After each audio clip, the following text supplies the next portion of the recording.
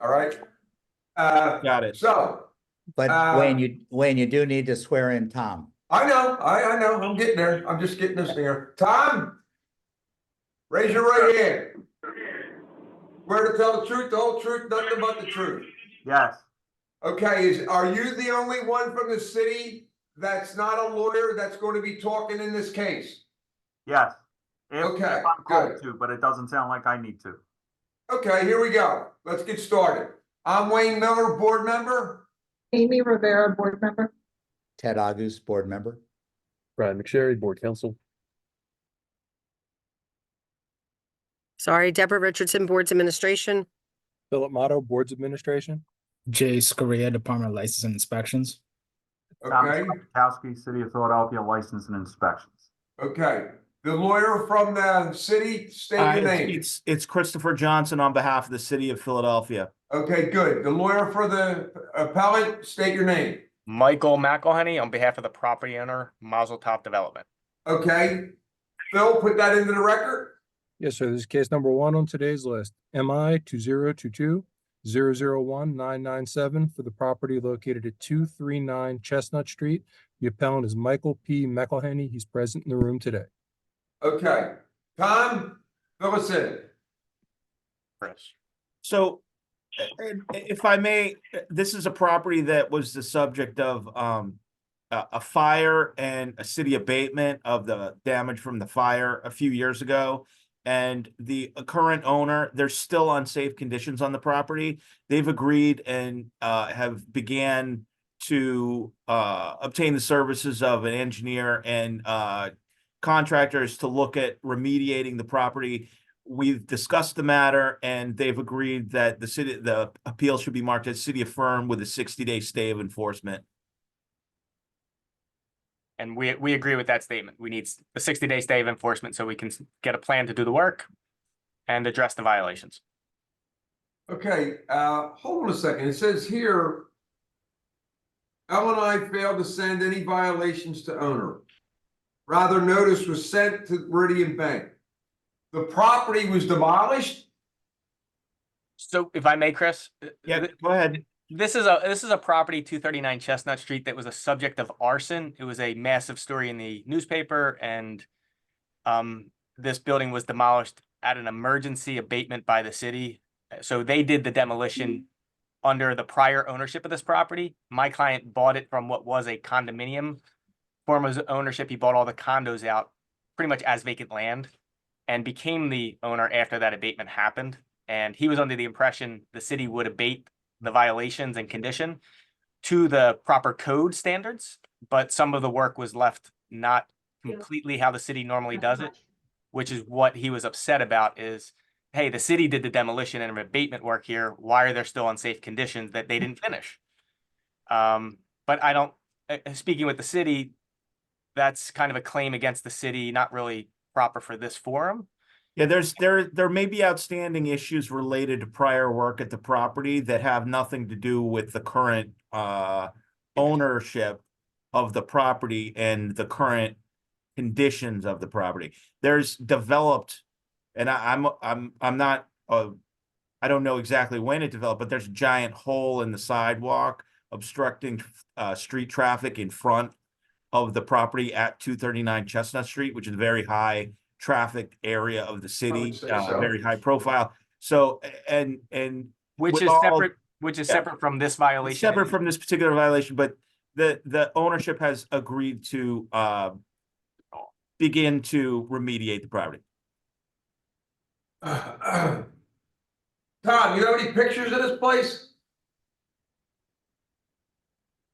If you want me to share my screen, I have pictures marked. All right, let's see it. Hold on one second.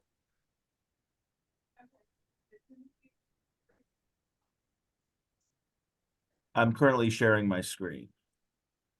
Hold on. So We're not seeing anything. I know there we go. How about now? Yes. All right. This was and Tom would testify that this is a notice that was sent to Mazel Tov, the owners, describing the violations, but Mr. Rabakowski was out there earlier this week and took a number of photos. And I'm going to Okay. share with what it looks like right now. So the prior building was, how many stories was it, Tom? Like 6? I would say 6 or 7, something like that. It was a structure that filled this whole gap here at 239 Chestnut. And there's currently a fence blocking off the property, but there's a hole in front of the property. And if we scroll back, you can see the remnants of the prior structure are just a little back corner with maybe either an elevator shaft or stairwell in the back, and then a little bit more abutting the rear of the property.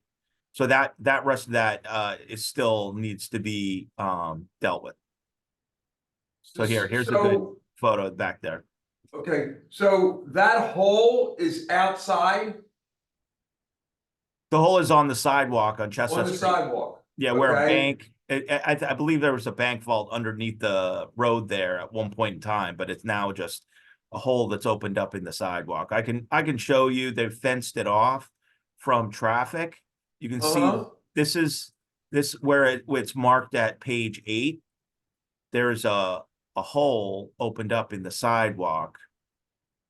But that's separate. That's not within the scope of this appeal because it's on a separate violation. Okay, so the city paid a contractor to demolish this building.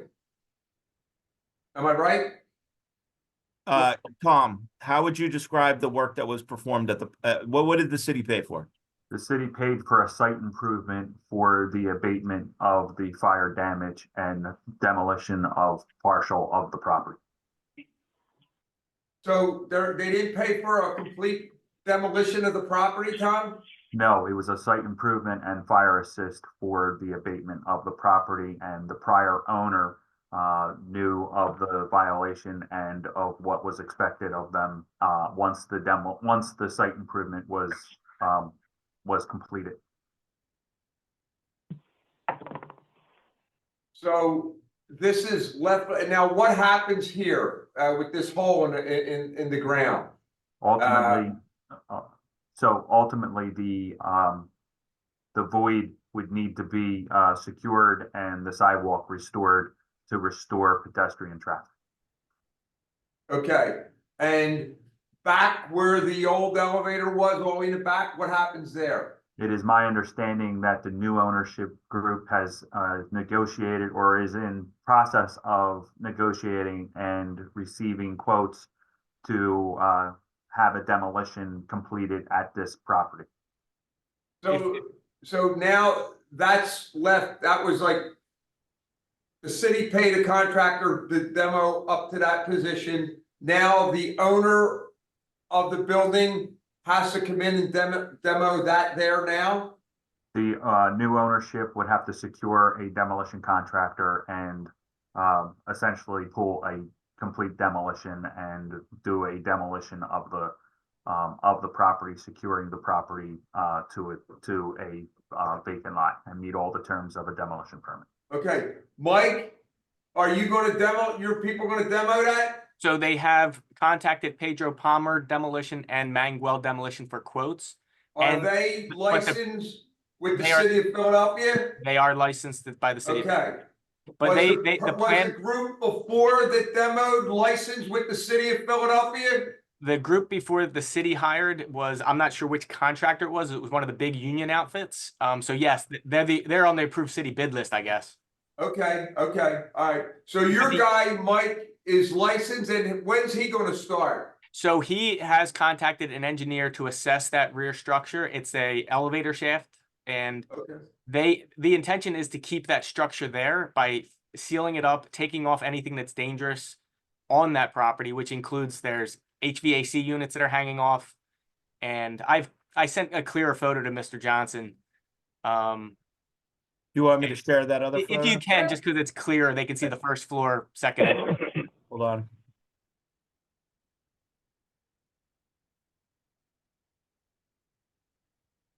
and it's the first one in your email. I don't understand, why would the city, when they were demolishing that, demolish that elevator shaft? That was our question. The normal bid people would demolish the whole thing and it would cost half the price. They paid, prior owner paid 600 and some $1,000 for the demolition and didn't even stucco the side walls. That was done separately recently by the neighboring property owner. So it's a very odd scenario. I've never seen this before myself, and So the city said to the first guy that demolition this place, go up to that elevator shaft and then stop there. Is that what was told? Yeah, and that's a Tom Rabikowski question. I guess there's something between complete demolition and emergency abatement or a site Oh, improvement. I How don't, do you I don't get that. I've never heard of it before, but this is a photo my client took yesterday morning just to show the first floor. So their plan is to clear off all the vegetation, seal up the opening so nobody can get inside at the first, second, and third floor. Remove the HVAC units on the side of the wall and and I'm not sure on the left side what's coming out of that wall, if it's the HVAC tube or wires or what that is, but basically seal it up so that if the engineer says it's structurally sound, they would just seal up the opening so that it's safe. If the engineer says no, it has to come down, they're going to have to proceed with the demolition of this remnant. Who? Your group, Mike, or the cities? This will have to be my client, and if he wants Okay. to pursue actions against the city to try to get reimbursed for not doing the demo fully or completely, that would be by a separate action. The intention here is not to go that path. It's to resolve the problem by stabilizing this structure, sealing it up, and the sidewalk. We're going to have to be on site. The sidewalk's our responsibility. That has happened well after the city had any demolition. So we're trying to resolve all these issues together, even though there are multiple violations that aren't Yeah. on for the board today. So So- as far as we're concerned, basically, within the 60 days that you've agreed to, the scope of the work will be assessed, the work will be done. If that's not the case, at that point, the city will file a new violation notice, and then we may see it again in the future. Or Well, no, actually, the city would go to court. Yeah, the next step for the city after this case would be over. But if the city wanted to enforce the violation or to get specific actions taken through a court process, then we would have to file in court. Okay.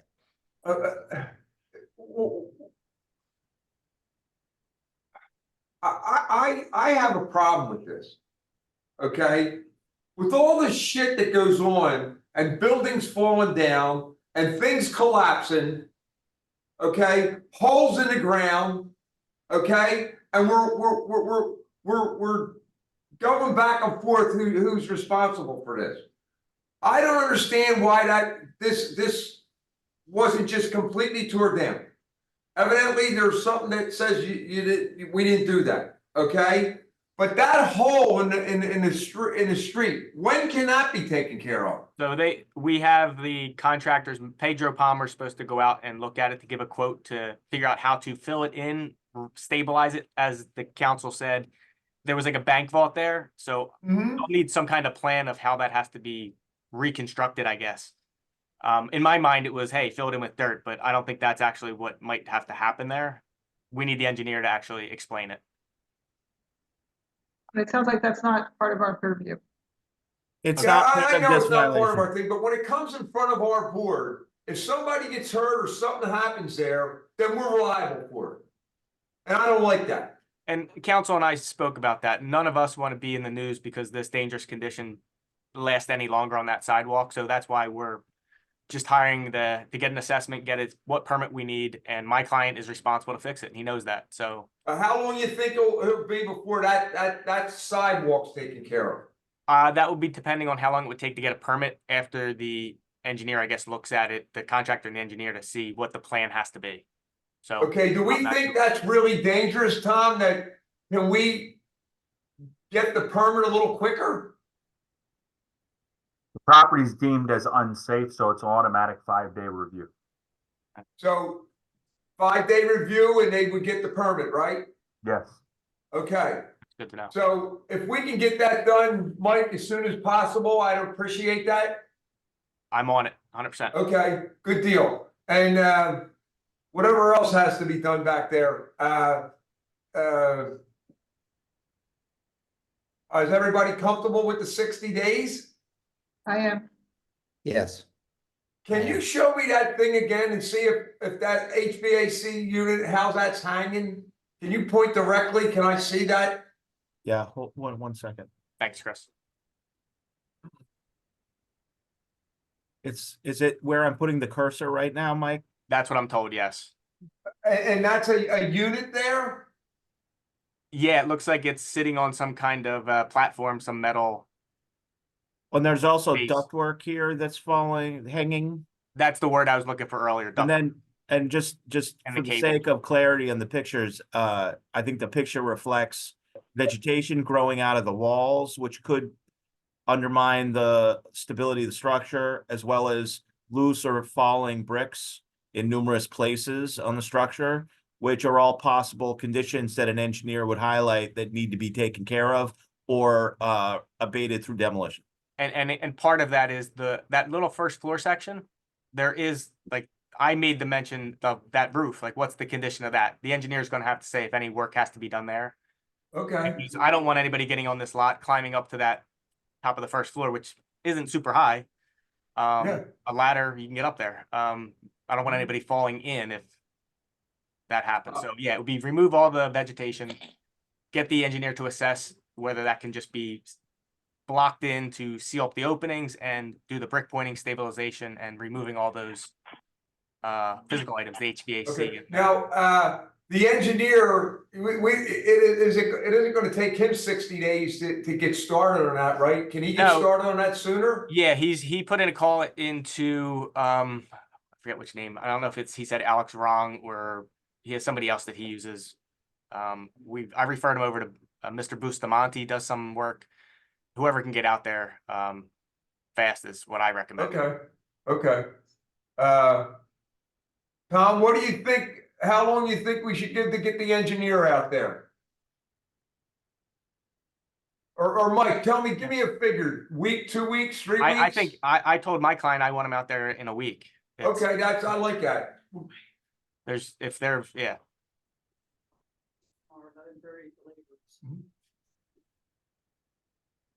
Yeah, that'd be good if you can get that as quick as possible, so we can get this moving. That's a hell of an eyesore too. and it's- And then get the old guy city. on the hole. You got 5 days to review it, and then they can get the permit to fix that up, and we're good there. And we'll be Uh, stabilized and hopefully rebuild at some point. This is historic, so the reason the development didn't happen a couple years ago is it has to be reconstructed with the historic arches of what was there. It's the owner got stuck in a more complicated process than he realized. That don't look very historic to me. That's what he said, but the historic commission, they actually laser scanned the buildings and they saved all the metal arches in the front of the property that Oh, matches okay, this, yeah. Yeah, it's- All right, the whole thing. all right. Recording in progress. What's that? That What was was just that? somebody zoomed in and it said recording in progress, so they have to. Oh, okay, all right, good. Right, Mike, you know everything. I spend a lot of time on Zoom these days. Okay, as quickly as possible, we need to get this squared up. If you know, if you need more time with certain things, do it, but that hole on the sidewalk, let's get that done as soon as possible. It's scary. Yeah, and I'll be in weekly contact with Mr. Johnson. We have many matters together, so Okay, this all isn't right. going to get hidden, so especially at this location. All right, Thank you. I appreciate your anybody time. else got anything, Ted or Amy? No. Okay, as quickly as possible, get it done, and you know, then whatever you have to do. Tom, you all right with that? I'm good with the agreement, the way it's written. Okay. But, you're okay with the 60 days? I'm going with what the department, the representative for Okay, the department. 60 days is a nice number, but I don't like that number. Yeah, we're gonna try to- I think that we have to get that hole fixed within the next couple of weeks. How about 30 days for the hole? And then, you know, with the engineering, I could go with the 60 days, but that hole I'd like to see finished. As soon as Can the you get engineer it gets done in done. 30 days, let us know. Fair enough. All right? Yes. All right, Tom? Tom? It's go with the department, sir. Thank you. Okay, good deal. Well, we're 30 days they got it. All right. For the whole and then 60 days for the other stuff. If sooner would be better. Understood. All right. Good job. Take care. All right.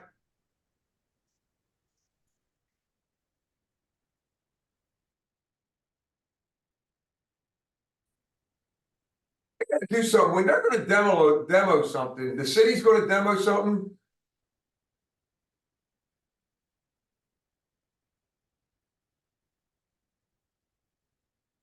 Ah. Next item is 250 South 56th Street. The appellant is a Mr. Charles Jordan. Okay, who's Mr. gonna be Jordan, are you handling here? this? Tommy? I That's just weird. texted Ryan, I said, you know how to get up here. I'm gonna be Who? handling this one. Okay. Megan, you're gonna handle this one? I got this one. All right, There okay. was- Sir, there was no response from Mr. Jordan. Is anyone present in the room who represents the interests of 250 South 56th Street? Going once? Going twice? Going 3 times? Nobody's Charles here. Jordan is here. Oh, he's here. Where you at? Charles Jordan is here, sir. Oh, good deal. Excuse All me? right.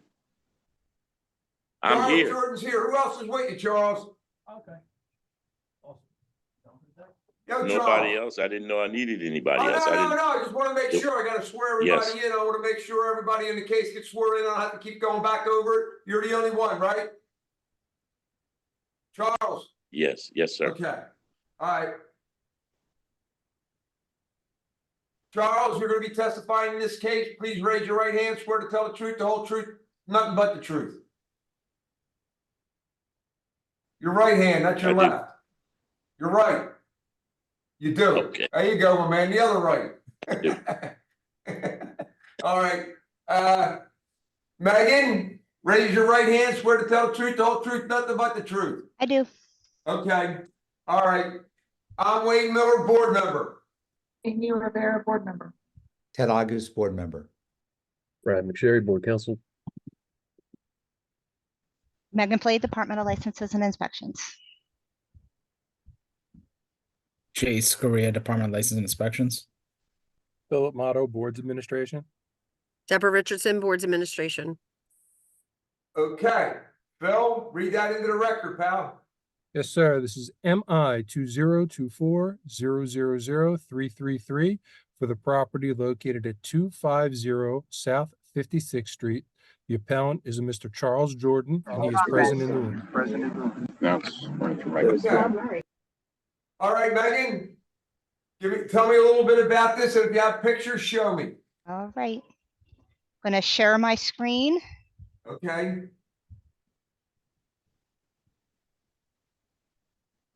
Just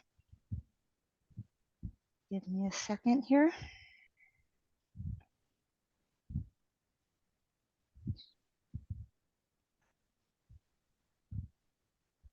Let me know if you can see it.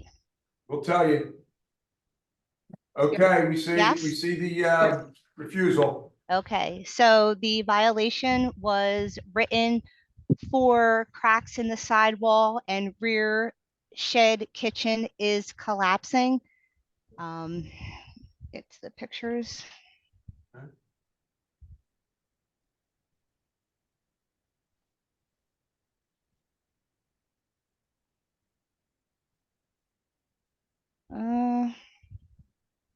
So this is the sidewall.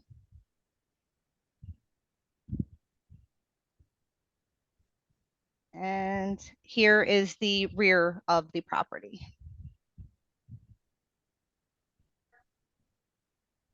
So this is the rear shed kitchen.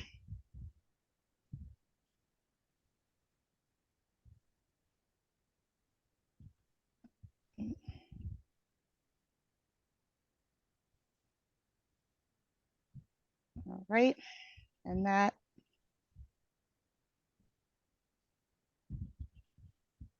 So the department is, the violation calls for a engineer to come to the location, write a report, how the repairs need to be done, and a make safe permit applied for. Okay, and you have a time frame? 60 days. 60 days? Yes. Okay. All right, Mr. Jordan, Yes, sir. could you tell me your side of the story, pal? Um, I don't know what else I could say. The house is falling apart. I did try to talk to I still owe money on this house as well too. And I tried to negotiate to see if it would be returned.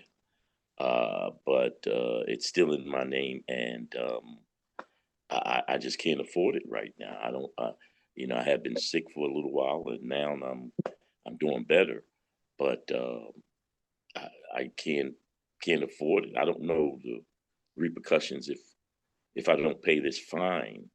I don't, I don't understand this whole process here. This is new to me, so I don't know what else to say. It is falling apart, and I don't know what else to do with it. If I could get rid of it, I tried to sell it. Nobody wants it. Mr. Jordan, do you currently live there? No, What's I that, don't. Aim? I No, was I don't. asking if you live there. No, Does anyone live there? no. No one lives there at all.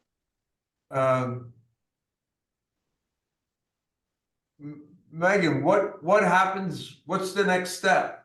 The next step would be it would be referred over to equity court for non-compliance, What is and that? the city would sue the owner for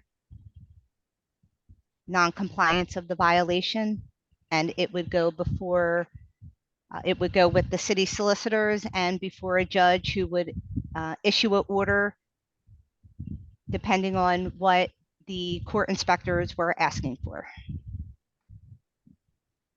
Is So are you there telling any, is there any place or your council person, is there any place that would fix it? Or anything like that, if the appellant can't afford to do it? Is there any other way of getting that done? The only agency I know of is PHDC, but that would be if the property was occupied by the owner.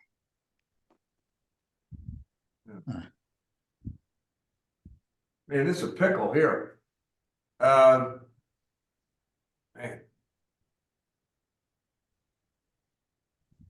You know the old saying, you can't get blood out of a stone.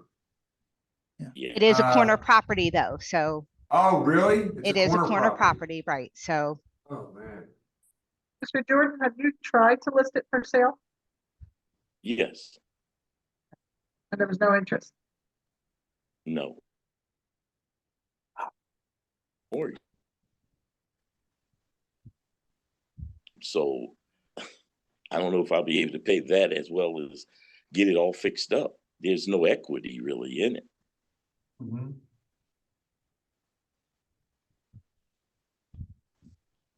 Now, So I'm not understanding this process. I When you mean, say at the go to end of the court, day, right, you are the owner of the property, so absolutely. right, Yeah.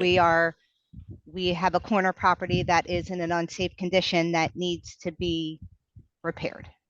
So if this is an unsafe condition and the appellant can't afford that, would the city go in and make it safe?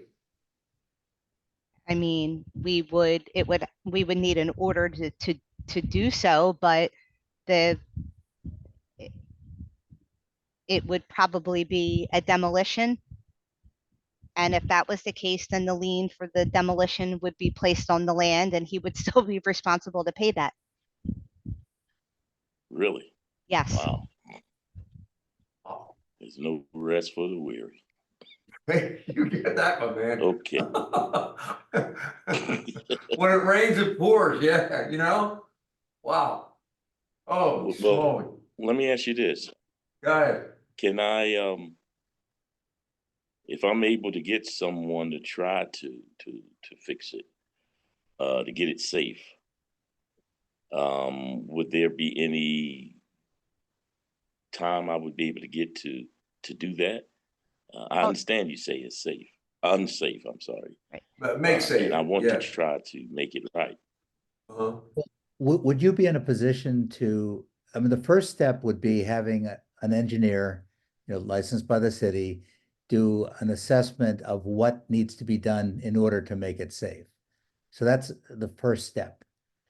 Oh, okay. Then once they determine what's needed, then you would have to have a licensed contractor, again, certified by the city, do the repairs. And so those are sort of two different steps. From what you're saying, it sounds like, without knowing what the engineer says is required, you don't know what it's going to cost to actually do the work. So Right. ideally, you would be right. able to do that to at least stabilize it until such time as you're able to Absolutely. sell it. Otherwise, Right, it's going to end right. up, it's a nice building. It should not be demolished. I mean, it'd be a real shame if that happened. So, Absolutely. and Absolutely. again, what's the condition of the interiors? I mean, nothing's cited here, but is it, I Well, mean, but there they're clearly is a inside. bulge in the wall. Sorry, go ahead. Okay. And inside they do need some work as well, but I think mainly it's the outside that's kind of falling apart. But now, will they let me know if a person of the city come out to let me know what it's going to cost in reference to getting it safe so I can get someone? Well, we're far down the line from that. If it went to court, it's 6 months out and it didn't even go to court yet. So it would have to be prepared for court, sent to court. It would have to be reviewed by one of our lawyers, and then hearings would be scheduled. So this is probably 6-9 months, if not longer, down the Uh-huh. down the road. So I may be able to repair it before that. By means of a make safe Are permit, you yes, saying? right, and an issued and a engineer's report. So I would be willing to go 90 Okay. days to get an engineer out to the property and assess. Okay. Okay. And is this engineer very expensive? I don't know. I mean, would I know ahead of time or afterwards? You would hire the engineer. Yeah. The department isn't going to Oh. do anything at this moment. You're the owner of the property. Yeah. We would need court orders for anything that we did at your location. So right now you need to Okay, I hire, get it. right, you need to find a licensed engineer to come to the location, write a report on how these repairs need to be made. Okay, now is there a list of the city ones that you required me to I'm get? not allowed to recommend, but there is a list of licensed engineers that are on the Department of Licenses and Inspections website. Okay. All right. But other than that, I can't get anyone or not or what? I'm sorry?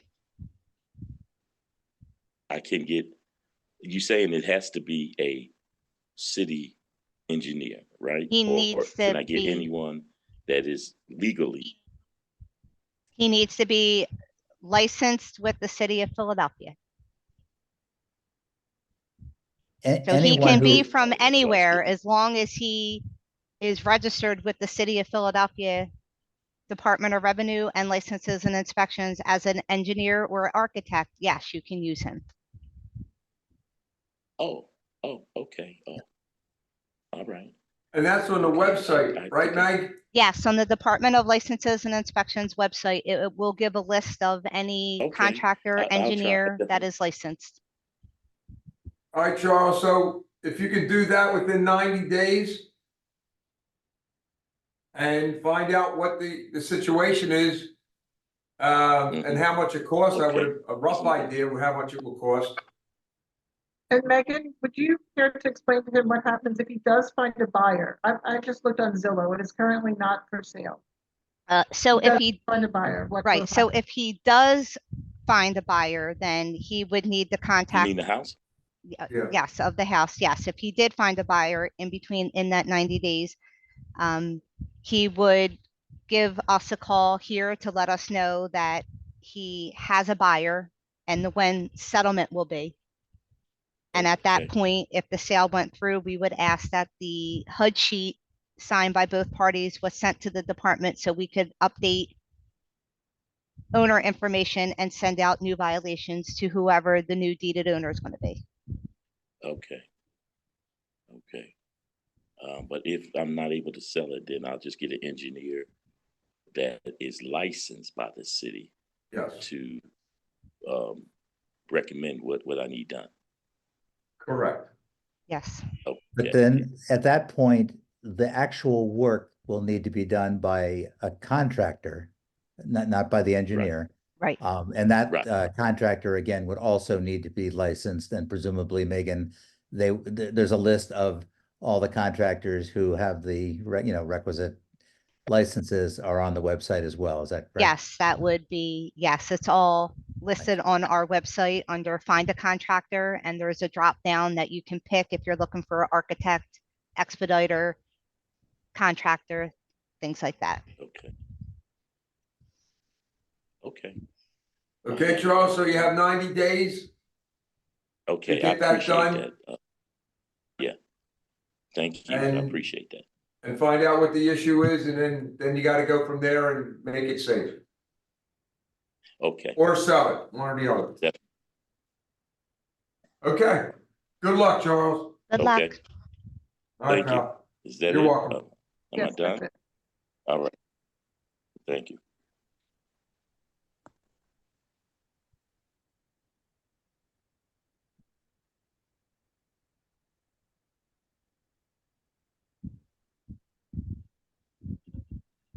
Okay. Next one. Mr. Miller, the We appellant, said, Deb, you said Wallace Street is Yes, not he's here. coming? He's Oh, he's here. here. Oh, Yes, okay. he's here. All right. Mr. Okay. Easley is on camera. Oh, okay. I don't believe he's connected through audio, though. Oh, Mr. Easley, can you hear us?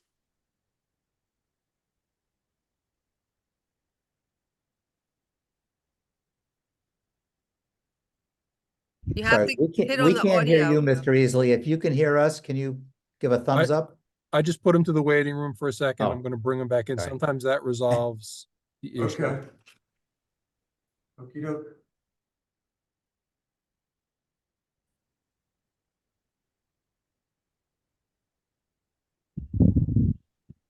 So do we know who those other people? I know who Peter is, the other two people.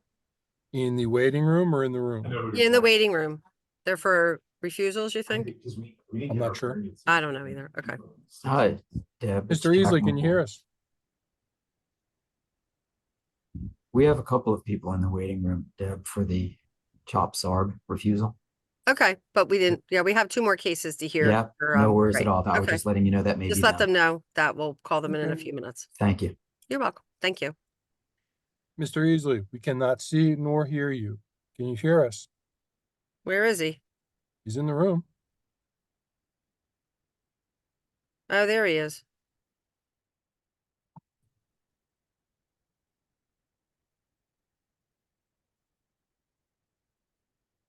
Yo, Ralph, can you hear us?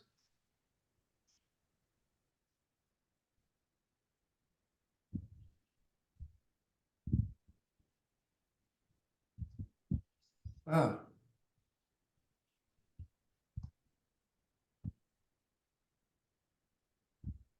What we do now? That being said, we can move on to our next one for right now. That will be 3922 Spruce Street. Okey dokey, put that aside. 3922 Spruce. And The Tom Another is going to be violation? handling this one. who's that? Tom is going to be handling Spruce Street. Oh, Tom's gonna be handling that? Okay. Yes. All right. Who is here from Spruce Street?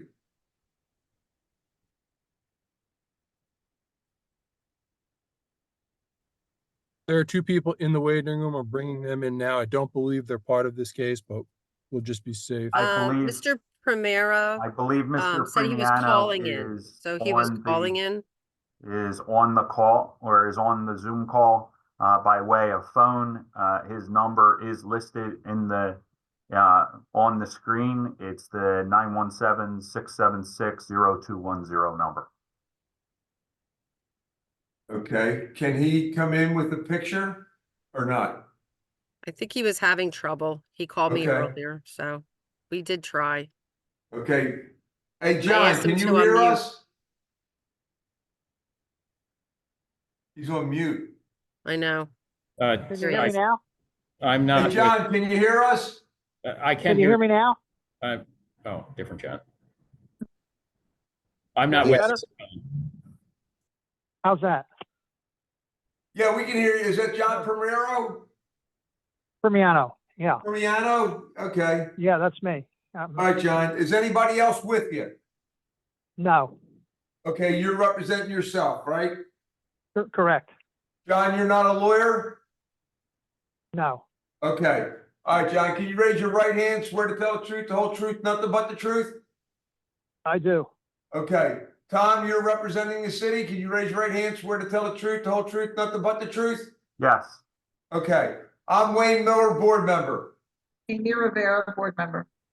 Ted August, board member. Brad McSherry, Board Counsel. Philip Motto, Boards Administration. Jay Scoria, Department of License and Inspections. Thomas Rybakowski, City of Philadelphia, License and Inspections. Okay, that's everybody? Okay.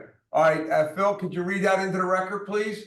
Yes, sir. This is MI 2024-000-332 for the property located at 3922 Spruce Street. John Primiano is the appellant and he's present in the room, sir. Okay. All right, Tom, can you give us a little bit about this case?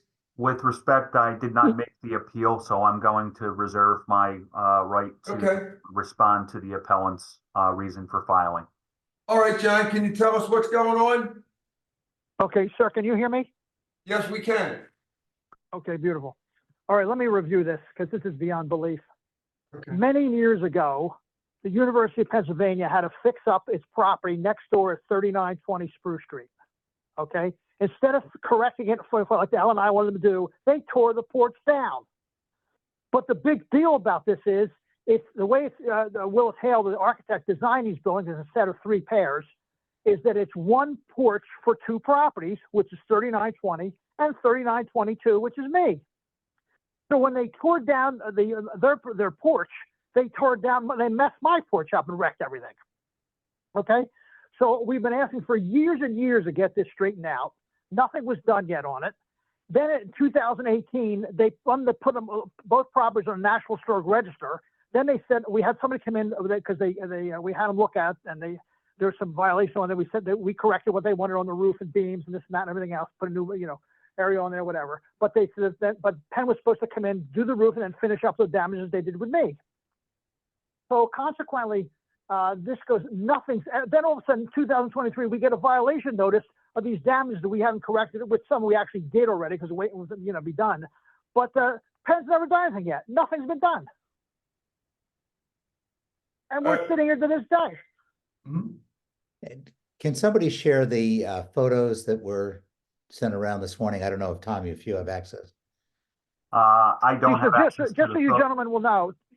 So you gentlemen will know, it's one roof for 2 properties. It's a gamble roof in the middle, No, which oversees a part of. I understand. 3922. We do have photographs, so somebody is able to share those, please. I could share my packet once we get to that portion, but once Mr. Primiano is concluded his opening statement, then I'd like to do my opening statement and then move on to the photos that would. Okay, fine. all right, Tom. John, are you finished with, you got anything else to say? I think we're all right for now, sir. Thank you. Okay, all right. If you have to say anything, you can always butt in. All right, Tom, let's hear what All you right, gotta thank you say. very much. So what I You're have is the property at 3922 Spruce Street had been declared unsafe back in 2017. With notices being mailed to the subject property at 3922 Spruce Street, and the property being posted. The department also sent notices throughout the year leading up until today, and with a appeal being finally filed on September 19th of 2023. Prior to that, the property was posted and the property was, notices were mailed prior to this. I understand that through executive session, the board granted a hearing for today. It is the department's belief that a granting of a variance for additional time be denied outright, as this is an untimely filing. But in the case of going through with it, the department would ask that a make-safe permit be obtained within 30 days for the repair of the porch. I know that the appellant is making the representation to the board that it is the result of work that was done at the neighboring property that resulted in the unsafe condition, but that's irrelevant for today's hearing.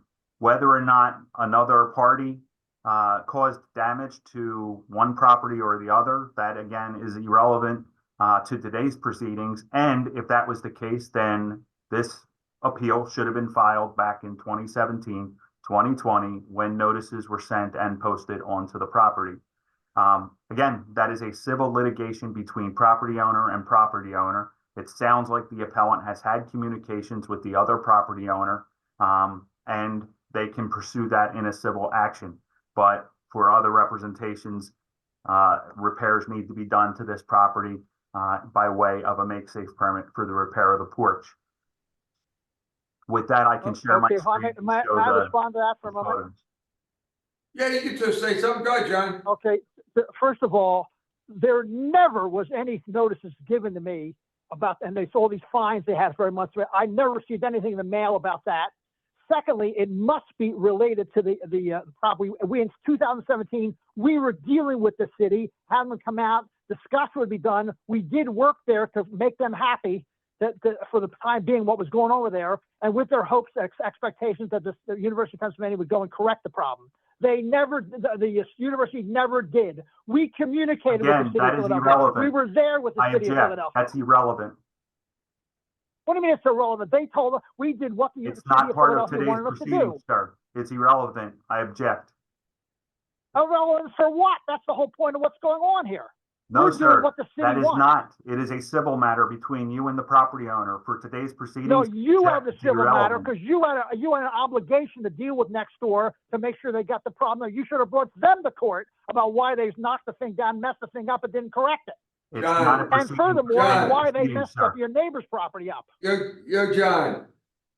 John, Yes, the sir. thing is that we're coming in after the fact, okay? That the porch was tore down back in 2017 or late, yeah, 2017. It was actually before that. It was torn down. Okay, that's like Yeah, 6 or but the 7 idea years is- ago, all right? Why? The thing is that they tore that down, and I don't know what happened at that point. But what that did, that made your porch unsafe. So that has to be fixed. And then you're gonna have to deal with Penn to get the, whatever financial hardship you're going through. But But you see what I mean? To we're correct not. this pro- Go ahead, John. Well, let me just make this clear though, to correct Sure. this properly, it's one roof for two buildings. It's not a Yes. question of my side and their side, it's one roof for two buildings. I So will, when you I go will, mine to the end, it sticks up on the end. Okay, You know, do we have because we need pictures? the other Do we have side. any pictures? yes, so I will. Can I share see my the screen. picture, please? I will share my screen to illustrate the conditions of the property for the board. Now, to show the board that the city doesn't know what it's talking about half the time, let me show you this. That tarp roof's not on there anymore. We fixed it when we dealt with a good friend, with a good man from the city before.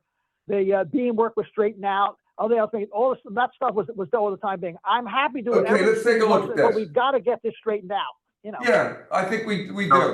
These are I- photographs. This is a photograph taken of the property, May 15th of 2020. You can see that there is the remnants or the semblance of a porch that is on the property at 3922 Spruce Street. You can see that the deteriorated framing members for the porch. There is some sort of support post that has been installed, and the framing members under the tarp that was installed at that time are showing signs of distress and wood rot. And that's what Penn put in. Penn put in those support posts. That is irrelevant. It is not in today's proceedings. It's not That is a relevant. They're the civil- ones That that is a did it. civil matter between property owner and property owner. Please. The city should have been on I- top of this to All right. oversee this. Hey, Tom, John, I know you're frustrated, okay? But the thing is, Thank you. 6 or 7 years ago, that porch was cut off. And you had your porch and they removed theirs. No, And but you understand, then, it's a half a porch. It's one porch for the two of them. yeah, that's the I know that, but the thing is that right there, it looks like the other porch to the left was cut off, am I right? Correct. They chopped down whatever they can do. The half of Okay, the so they one took that porch was down. chopped off. And you were Yeah. left with a porch, that roof there. And the situation right now is we have to make that safe. You know, You're I know absolutely correct. And that's what I wanted to do. And Oh. we asked, so we should go get together and go after Penn, because I said to Penn before about getting. Yeah, this but done. John, you're a smart guy. We can't make Penn do what I guess they don't want to do. But Yes, we can. We can position sue them right like they're trying to now do to me. is that porch. We have to make that safe, and then you can argue with Penn and, you know, take whatever legal action you have, it probably will go Yeah, for naught, No, but because they're a big guy. understand You where ain't the gonna city, beat them. understand where the city comes in here, though. The buildings are on a National Historic Register now. So this Penn's got to correct this. And I can't just, you know, we want to put it right so everybody's happy, you know? So, and then the side of, my side of the building that faces 3920 is exposed open now, because that's supposed to be covered. It's supposed to be a gable that covers both sides. See what I mean? Their side and my side. The thing is that So- you had to do something before 5 or 6 years went by. And Well, we did do nothing was something. done. That's where they're wrong. We did do something. I put a new roof on there. I put a new, you know. A new roof on where? So See what's on there? You see that tarp, tarp papers on that picture now? You see Yeah? the blue tarp on there? That's an old picture from 7 years ago. That's Okay. not getting like that now. well, Mr. Primiano, you've been interrupting the entire time I've been trying to show my packet to the board. I haven't gotten to the most recent photos of the property. Okay. Show us the most So, recent going, photos, Tom. please, Tom. The front of the property was posted in February of 2021, illustrating that the front porch needed to be repaired by way of a make-safe permit. Tom, can I ask you a question? That was 2021, the picture we're looking at now? Yes, And Okay, can you show us the present? yes, I will go right to the end of the. Okay, thank you.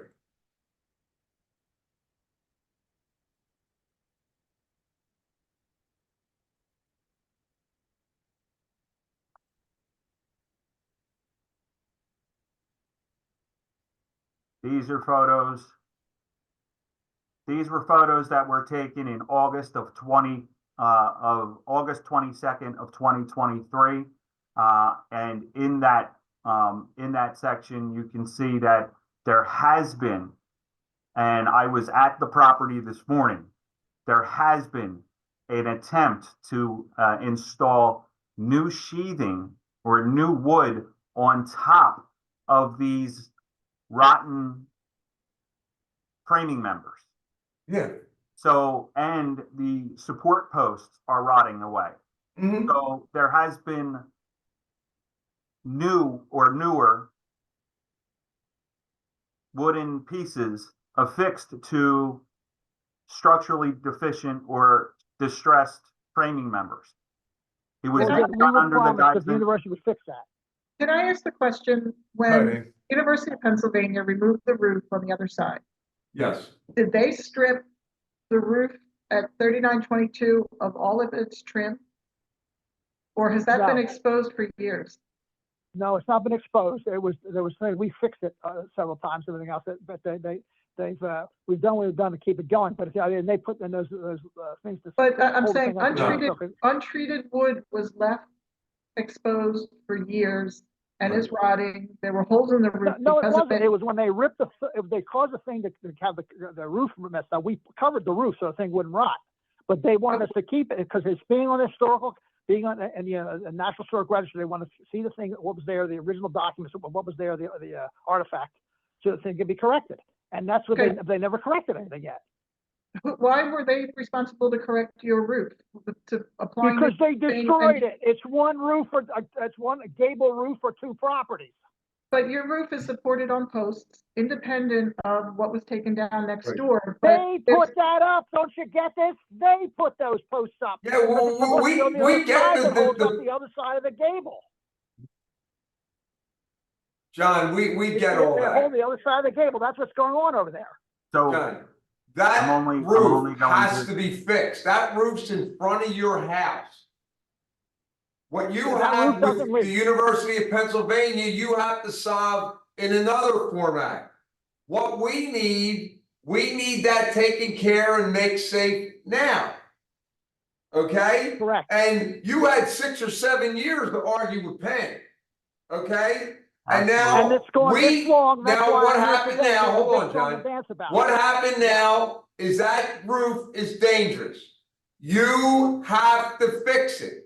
Your Okay, and what monetary do you want? value Okay, with that's true. All Penn, right, you fine. have to take Given- care of it. John, listen All to right, me. given that we've done work already, given that we've done John, work already, what do they John, want fixed? John, listen Yeah. to me. You gotta fix that roof, okay? And Okay, then we'll you do it gotta again. argue with Penn. Don't argue with us. We're doing our job Okay. on that particular building. So, and All right, so who do I have the roof. contract? You Yeah, have Mullet. Which John- contract? Stop. Now, You who do I gotta- call? John, in the city of stop Philadelphia to- talking. You gotta fix that Can I ask a building. question? You gotta No. fix So- that roof. Whatever you have Okay, to do fine. with Penn, listen. Whatever you have to do with Penn, that's a different situation. Yep. You have, So just so what, you know, the 30 roof was fixed. I don't John. care about that now. You have to fix that roof. And then you gotta deal with Penn.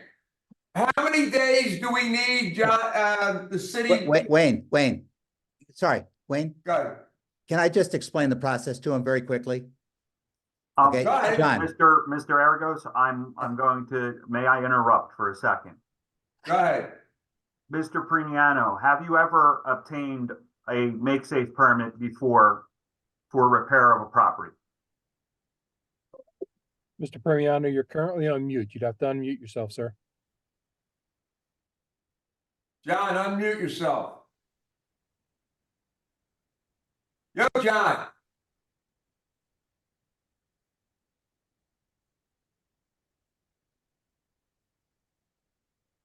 Yo, John. Tom, I assume you're asking that question to determine either you know that he has gotten a permit has. or you know that he hasn't. But So, regardless, I assume at this point, he needs to have an engineer inspect this and determine what needs to be done in order to make this safe. yes, sir. Once he does that, he needs to have a contractor do any work that is necessary in order to make it safe. Correct, sir. And that will be getting a permit. Again, it has to be a engineer certified by the city. It has to be a contractor certified by the city. And this roof, from what I can see there, and I think Amy was saying this, it's self-supporting at this point. The fact that Penn did what they did, you can question that or not. This, at this point, is his roof. It's the only roof that is in question, and it needs to be made safe. It's very simple. And any issues with Penn, he should take up with Penn, but that is not before us. Yep. And you made a recommendation, Tom, of 30 days. 30 Have an days. engineer do a report and get a make safe permit, and I think 30 days is more than reasonable. Correct. I would recommend that we just accept your recommendation and proceed with that. With that said, the department will rest. Okay, John, can you hear us? Yo, John. We're making a ruling here. You better I think you should understand this. Okay, he's got 30 days. All right, and then take care of business. All right, next case. Is Mr. Easley back? Or, Mr. Easley was back. I seen him. Can you hear us? Mr. Easley was in a breakout room. Let me, if you indulge me for a moment, I'll go to the breakout room and see if he's okay. Okay. Or we can just move on to the next matter if you'd prefer to do it that way. What's the next matter? Guyer? Will be Guyer, yes, they're in the waiting room. I can bring them in. right, but if Mr. Easley's there, I mean. Yeah, let's that would get the wrap up violations out of the way. Yeah. Okay. While Megan's here. If John can hear it. In the matter MI 2024-000-332 for the property located at 3922 Spruce Street with the appellant of John Primiano, the board found that both an engineer's report was required and a make-safe permit was required within 30 days. Correct. Do you understand, Mr. Anybody Premio? you suggest anyone you suggest I call about that? We can't advise you of that, sir, but there is a list of Yes. city authorized contractors on the LNI website, phila.gov All right. /LNI. As I'll well do as a that. list of city-approved engineers, which is the first step that's needed. Okay, well, thank you all very much again. I will do this Right, John. immediately, and then, but then let's go after this pendant after this to get this fixed, because it's one porch for two properties. Okay. For me, putting half a porch up is ridiculous, you know. But like I say, well, I'll fix this immediately to make you all happy, you know. Good, John. I appreciate it. Thanks, pal. All right, thank you, gentlemen. Thank you All right, very much. buddy. Thank you very much. Good. All right, take care. Bye now. Okay, Good job. Oh my God. I feel like me. Elon Musk That's shot how my I ass would to be. Mars. I got you. Agreed to hang I up. got you. I heard. I seen you talking, but I can't read sign language or lips. But you'd be like, Look. that's what I would do. I would never be able to get on today. Thank you. All right, Okay, now let's get the hearing Okay. going. All right, Mr. Easley, Is you're this going to be Miller? testifying here for yourself. now here's the deal. 1 minute, There were Mr. too many Easley. voices. Hold on, Mr. Easley. I got to swear you in. Okay. I'm trying to talk to Miller. Mr. To me? Easley, the Yeah, board chair okay. has to swear Yeah. you in. Hold on for a minute. Yeah, I just got to swear you in. All right. Please raise your right hand. Swear to tell the truth, the whole truth, nothing but the truth. You do, right, Mr. Easley? I'm here. They, Say I do. I'm swearing you in. on Can you hold. hear me? I can hear you. Okay. Could you please raise your right hand? Swear to tell the truth, the whole truth, nothing but the truth. Yes, respond. You can see me? No, I can't see you, but I can hear you. You can respond. You can just say yes. Hey, look, I got my right hand up. I'm gonna Okay, tell the whole I truth believe and you. nothing I but the believe you. truth. Just say Okay. yes. There are too many people on here, and I'm getting backseat. Okay, all right, I'll just talk. I know you have your right hand up, and I'm just gonna say, you swear to tell the truth, the whole truth, and nothing but the truth, and all you have to do is respond by saying yes. Guys, you got, I cannot understand a word that you're saying. Okay. In order for you to testify at the hearing, I have to swear you in. And what I'm doing, I'm swearing you in. I'm asking you to raise your right hand and to tell the truth, the whole truth, and nothing but the truth. If you understand Okay. that, then you respond back to me, you do or you don't. Can you understand that? I do understand. Okay, good deal. All right. Now, So we're can gonna we get do started. anything to clear up this? I know, this we're gonna get started. We communication? gotta read everything into the record. It's just a procedure. All right, Mr. Easley?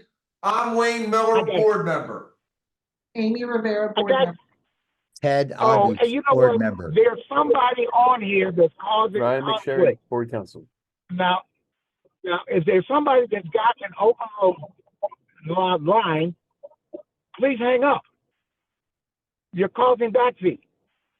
I don't hear any back. I don't hear that. Is anybody having back feed? So Mr. Easley he can't hear. If you do, please hang up, okay? All right, continue. Deborah Richardson, Boards Administration. Philip Motto, Boards Administration. Jay Scoria, Department of License and Inspections.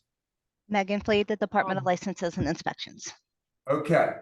Phil, could you read that into the record? Absolutely. This is MI 2024-000-335 for the property located at 3500 Wallace Street. Mr. Ralph Easley is the appellant, and he is present in the room today. Okay, all right. Who's this, Megan Now I or can see Tom? Miller. Yeah, hold on, Mr. Easy. Hold on 1 second, pal, all right? Tom or Megan, who's gonna do the case here? Megan Let's is, I see. am. Okay, Meg, can you tell me a little bit about this case? Mr. Easley, just sit tight. We're gonna get to you. Go ahead, Meg. Okay, so the property was deemed as unsafe in 2017 for a partially collapsed main roof, front exterior wall, loose and falling stucco. Violations were mailed out on 9/13 of 17, 10/12/17, 9/24/21, 8/25/23. On 8/31 of 23, the property was sent over to equity court and it was declined as the appellant filed for an appeal to the boards on 9/19 of 23. So if you will allow, I will share my screen so you can see pictures of the property. Okay, please do. Okay. Just give me a second to get in.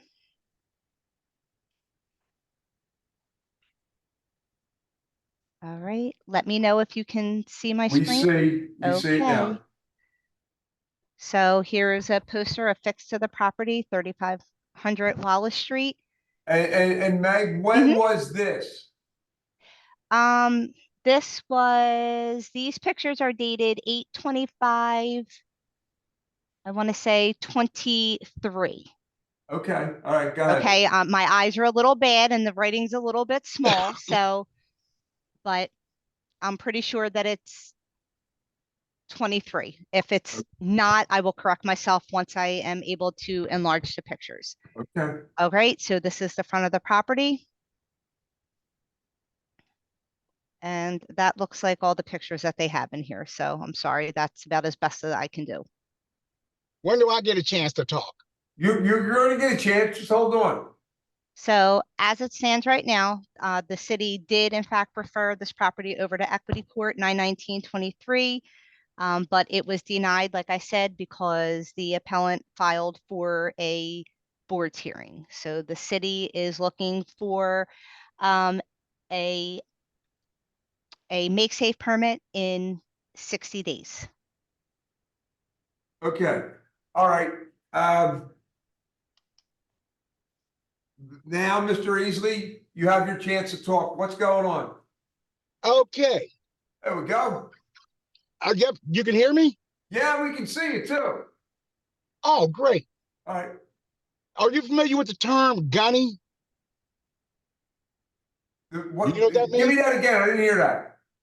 Are you familiar with the military term gunny? Yeah, a gunny sergeant. Yeah. Yeah, you remind me of one. So I'm going to give you a gunny skyline report. Okay. I'm going to go straight at it. Go ahead, my man. Okay, number one, the pictures that you have now is nowhere near what's done. Okay. And Miss Deborah Chandler is on here and she can confirm that all of those notices were going to the wrong address. Okay. At the time when that was posted up, and Gunny Miller, I'm going to use your term. I heard you earlier. There is a lot of shit going on around, and I had no intention of getting caught up in it. Okay. I was already working on the building. The trash that you see out there was a short dump sabotage. I know who's done it, and I got Philadelphia articles talking about other things that he has done in that neighborhood. He's a little hustler developer. He actually went and fenced off a whole part of Mantua Park and adjoined it to his house with his own fence. And I know he didn't get an ease to do that. But back to the issue. Okay, I was working on it. He didn't like it. He short dumped it. I don't care because I ain't scared. When I got back from picking up my cement mixer from Harbor Freight, your thing was put up there. And that young lady gave you the date. I called up. I called them up that day. And I told your folks, I am working on it. A young lady answered the phone and she told me, you're working on it? I said, yes. She said, you better get down here in 5 days and get a hearing, and you better get that work done. Well, look, sir, now I came to Philadelphia as a freshman at UPenn in 1969, but I came from a farm in Alabama. That thing is sticks and bricks. That is a garage. It's built just like every other garage barn from Alabama to Lancaster Avenue. Because when I was out at Lincoln University, I used to go out there and work with those Pennsylvania Dutch guys. So I had no worries about getting started. And I do have a management technology background. And I prepared a website. I did not know how your hearing was going to be conducted. So I know how to do a website, and I created a domain, and somebody write it down. It's Philly-LNI-update.com. Can somebody who is in authority take a look? question for you, Mr. Easley. In My that picture of the- website, is Yes, that, sir. are you showing us what was done on the property? You got it, sir. Okay. All right. Does anybody can pull that up? Philly-LNI-update.com. Bill and Debbie, what you sent this morning, I looked at that. I was able to open it, so one of you should be able to pull it up. Sir, What he's referencing right now. Okay, we're trying to pull it up right now. I believe the issue with this is, I'm not sure if Phil and Debbie are both using city computers, and I believe Oh. the city computers That's right. are not allowing us to open the website. I was able to open it on my cell phone, but I was not able to open it up on my city computer either. Yeah, I think that might be the issue. yeah, Okay. well, the That is city correct, has a Mr. Chairman. firewall. The city That's has a correct. firewall.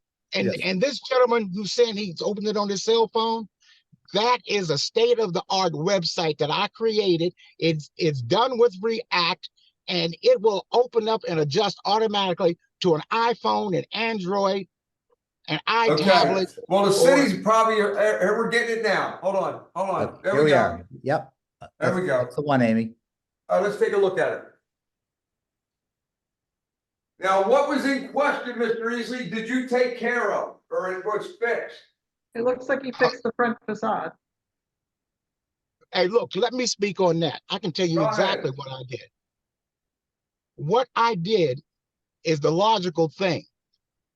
Hey, look, that place, I got up to the top of it with a 12-foot ladder, pulled all of the loose stuff down, then went back, pointed everything. So now what you saw on the original picture that young lady showed you, that is the before. What you're looking at now is the now. That's the after picture. Okay. So what was done there? I got Angelo. He's a buddy of mine. Angelo and Sons down there by Newman Goretti High School. Picked out the right stuff, wired it, did the pointing, wired it, stuccoed it, any exposed brick, painted everything with oil-based paint. That gives me longevity. All right.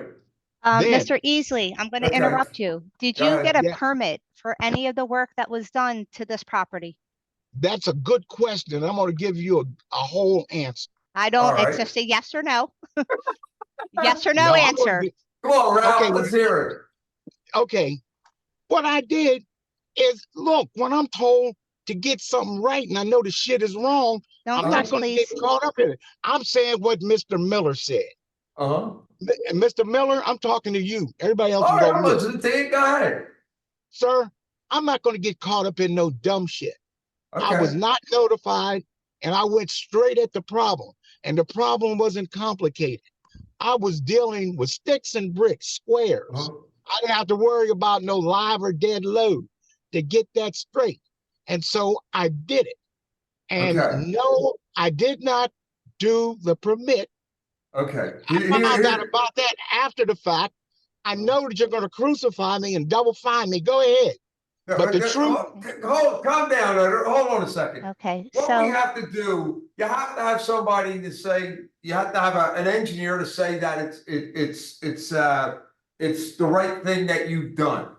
And then when you do that, you have to have a licensed contractor to do the work. You did none of that, okay? You didn't get the engineer and you didn't get the a licensed contractor to go along with the work. Now what we have to do, we have to decide if that work that is done is safe.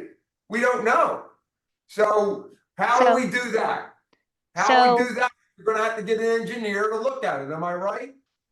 look, may I say this to you? I want to respond to Mr. Miller. Go ahead. I'm 100% in agreement with you. I got no problem with it because at the time, do you remember at 21st and Market when that building fell in and killed those people? Yes, I do. Okay, at that time, I was in charge of the computers for Lincoln University's graduate school at 3020 Market. I used to walk down there all the time because I'm one of those thrifter people. I like getting stuff. I like buying cookware, actually. Okay. And I was down there about an hour after it caved in. I could have been dead. So I'm not playing no games. And and so based on that, I went at it. And my building was nowhere near that. It's 11, 12 feet high. All of that stuff was taken down. Mr. Easy, I understand did not know, and I did not know that you had, and all of these laws must have came in after that catastrophe. I did not know. Mr. Easy, they've been around a long time. The thing is, you sound like a military guy. So you do everything by procedures, okay? And everything you do by the codes and so forth and so on. The codes in Philadelphia says that you have to have an engineer to give you what the decision that has to be done to make that safe. When you make that safe, after he gives you the information, you have to hire a contractor to do the work, which you did yourself. So we don't know if that's safe. So what we have to do, we have to determine that, and how Ellen and I want you to determine it. Megan, tell us how he has to do that. so I just want to put on the record that the photos that I showed you were taken in the year 2023. Two, notices of violation were sent. Megan, Sir, allow me to finish, please. I listened to you. No, I got to tell you. No, No, go sir. back and start over because Sir, a phone please give call me the came in. respect to allow me to speak. Ma'am, Thank I you. didn't hear what you said. Please. Yo, Ralph, let her speak. Come on, I Ralph. can't hear. Okay. Okay. Let her speak, Ralph. Go ahead, Meg. Thank you. Notices were sent to the property itself. They were sent to 3720 Spruce Street. The poster is also affixed to the property. So notice was given multiple ways. Your actual mailing address for this property through the OPA is 3741 Walnut Street. So that is the address that we have on file. Permits were not pulled for any of the work that was done. So the city is requesting that an engineer go to the property, write a report stating that the property is in fact safe into code within 30 days. And at that point, after we receive the report, we will close the violation if everything is okay. Yo, Ralph. Yes, sir. Yo, Ralph. Did you hear that? I heard it. Okay, so you can go on the website, get an engineer from the city to take a look at it.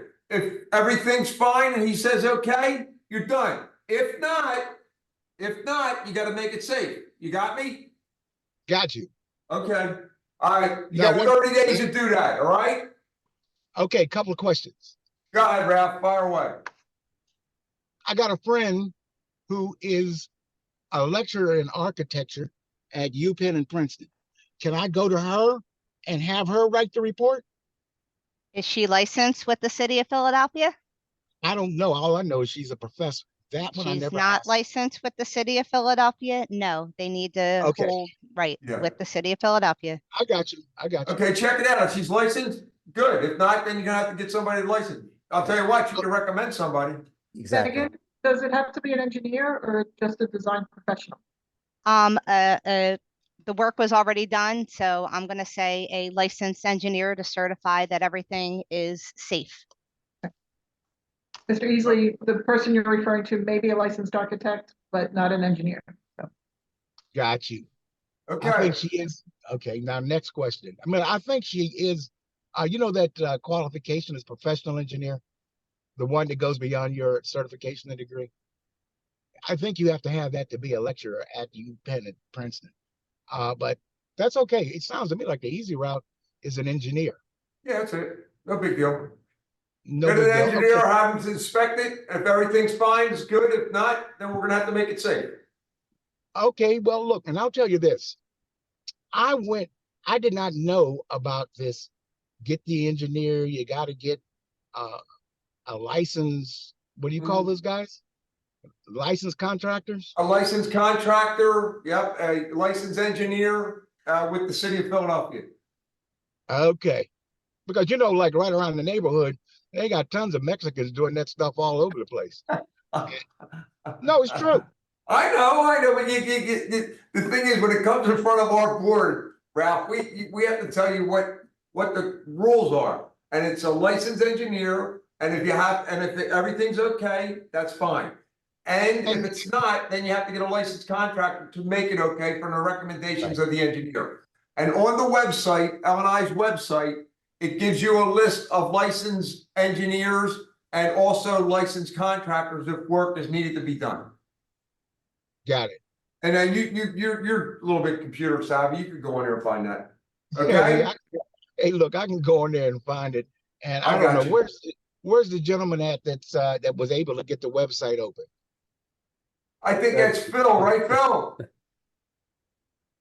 No, sir, I wasn't able to get it open here in the store.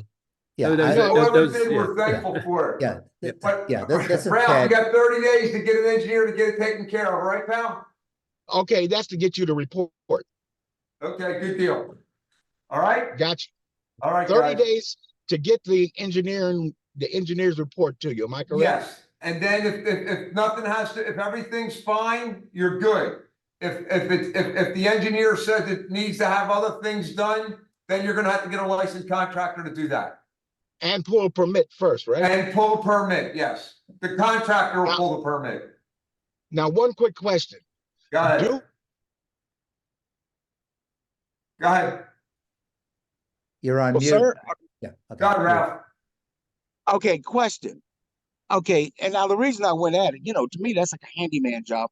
And I did not know about those rules. I just I went got you. ahead and did the work. Okay, so now I know the procedure. And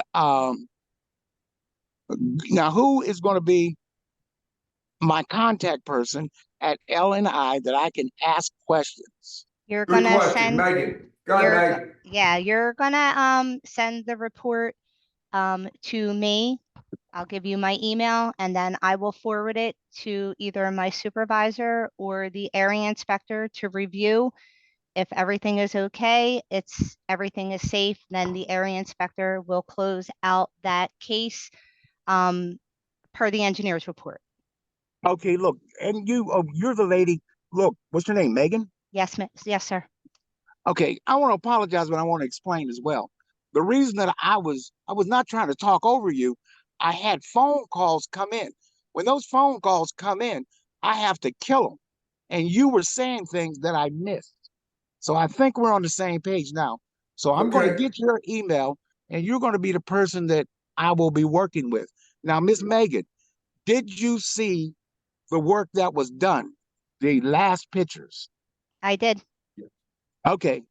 You saw the one where the stucco is up and the paint is on? I Yep. saw, yeah, I saw photos, but I'm not the one that's gonna go back out and re-inspect Great. your property. I'm not gonna be the one that's closing your case, so I got you. right, I so only the asked area, that question because I wanted to give you assurance that this is not no BS situation. I Uh-huh. did do the work and I'm 100% sure I got it right. But All right. nobody's life is Okay. going to be in danger Okay, because that other mess in that other original picture, that is all cleaned up. okay. All right, Ralph, good. so if And you I know have a, you'll take care of it. All I right? got it. I got All it. right, I pal. got it. do you need Thank my you very email, much. sir? Get your email from, get Megan's email, Ralph. Oh, you know what? I don't have a pen or anything with me. I can give you my cell number. I can give you my email and you can text or email it to me. Okay. What's your email?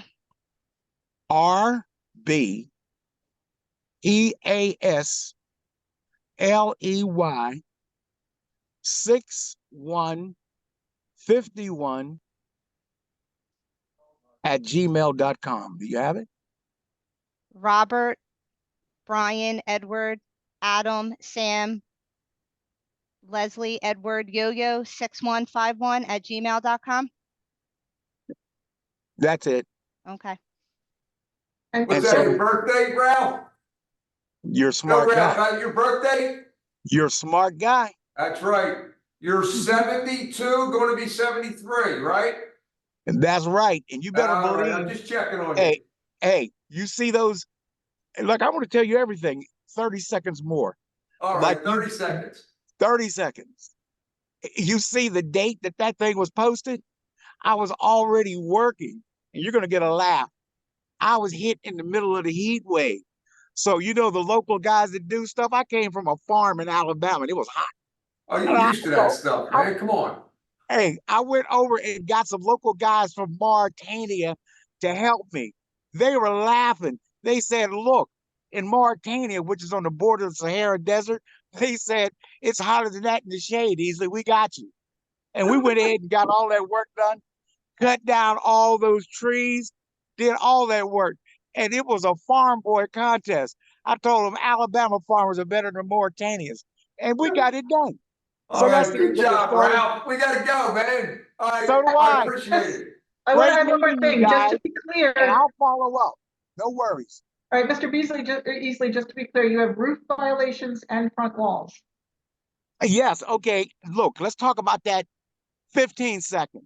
No, we don't need to. No, I'm just we don't. making it clear that you understand that the roof was There part of is no roof.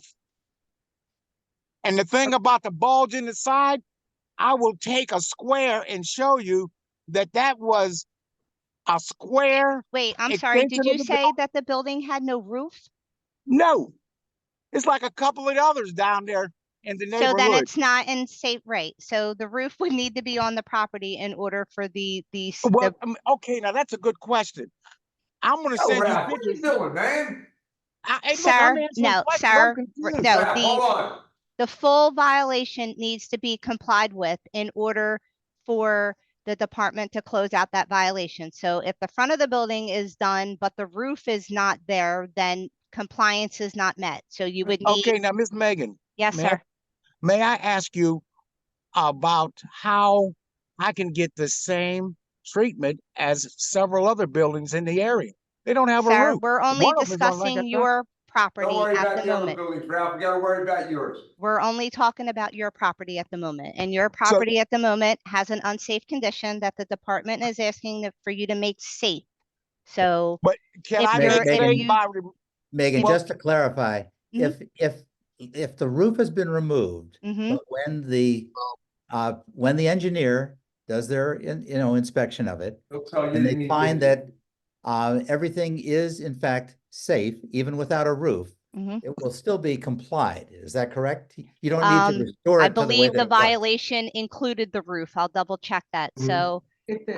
partially oh boy. collapsed main roof and front Okay, well, exterior wall. So Okay. no, it wouldn't be, the violation was for the partially collapsed main roof. So the roof would need to be fixed because it's part of the violation. Okay, but if the wall is stable without the roof and everything is stable at this point, I Will it would be- refer to Tom on that one. I do not know I wouldn't know the answer to that.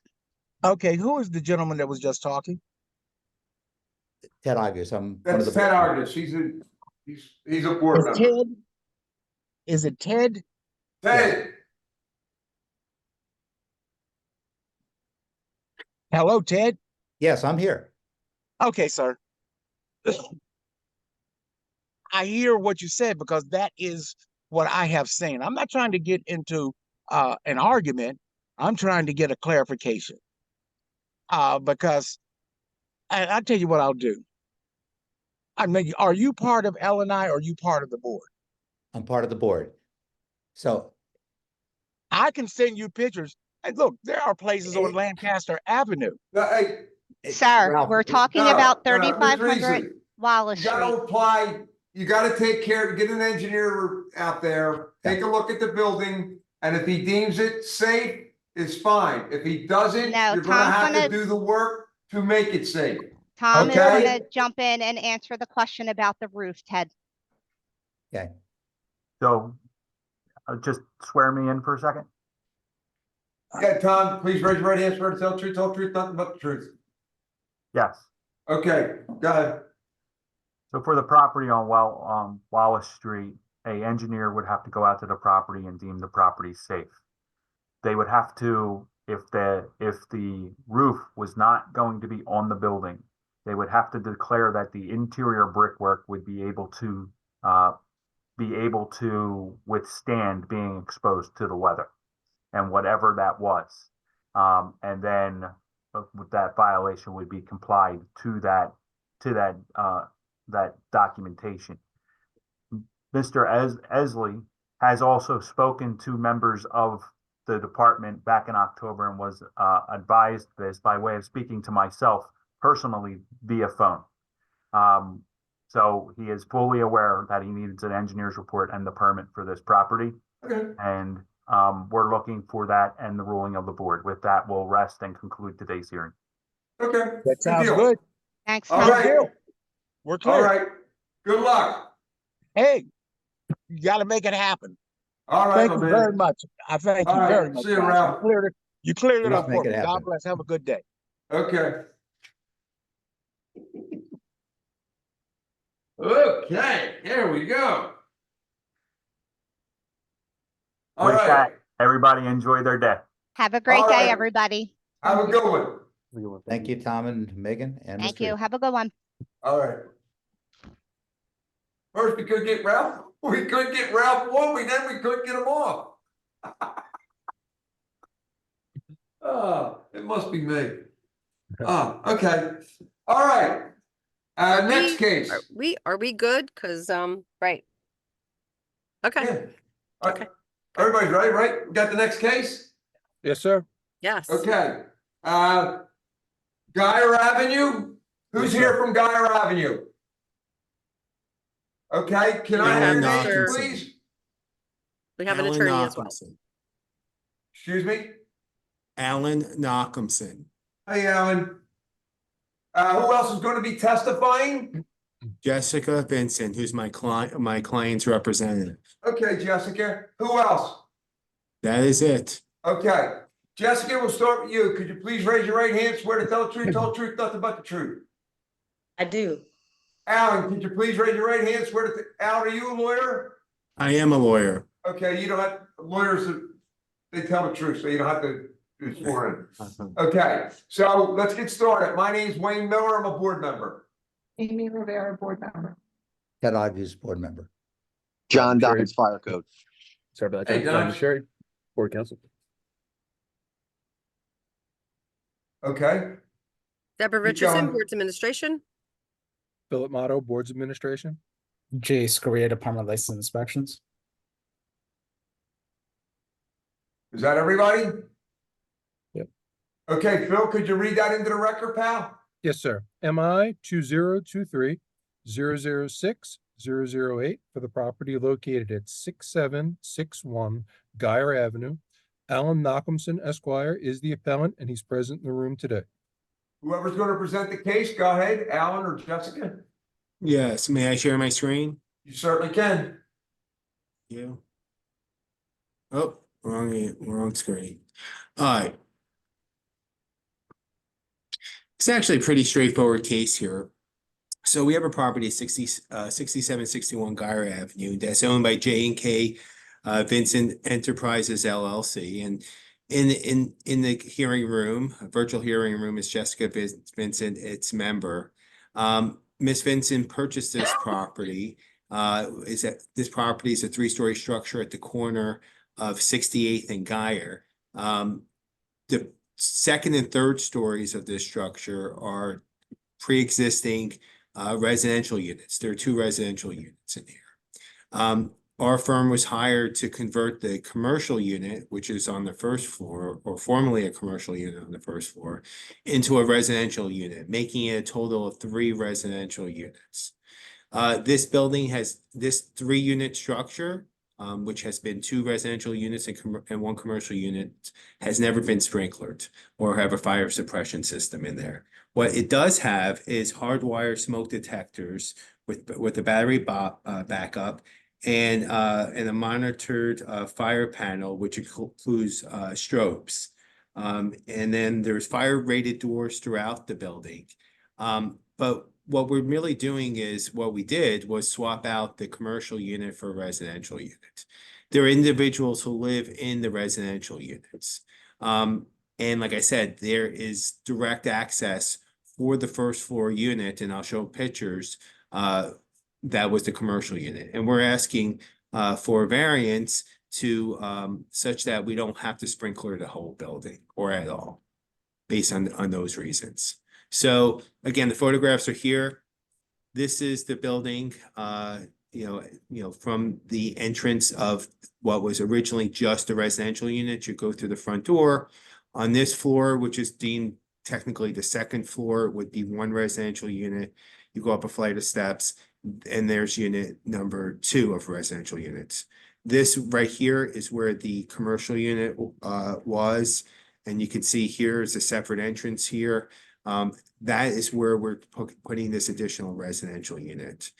You can see that and again, correct me if I'm wrong, Jessica, does the residential unit have on the first floor, or hopefully the residential unit on the first floor, does that have a separate access to the rear?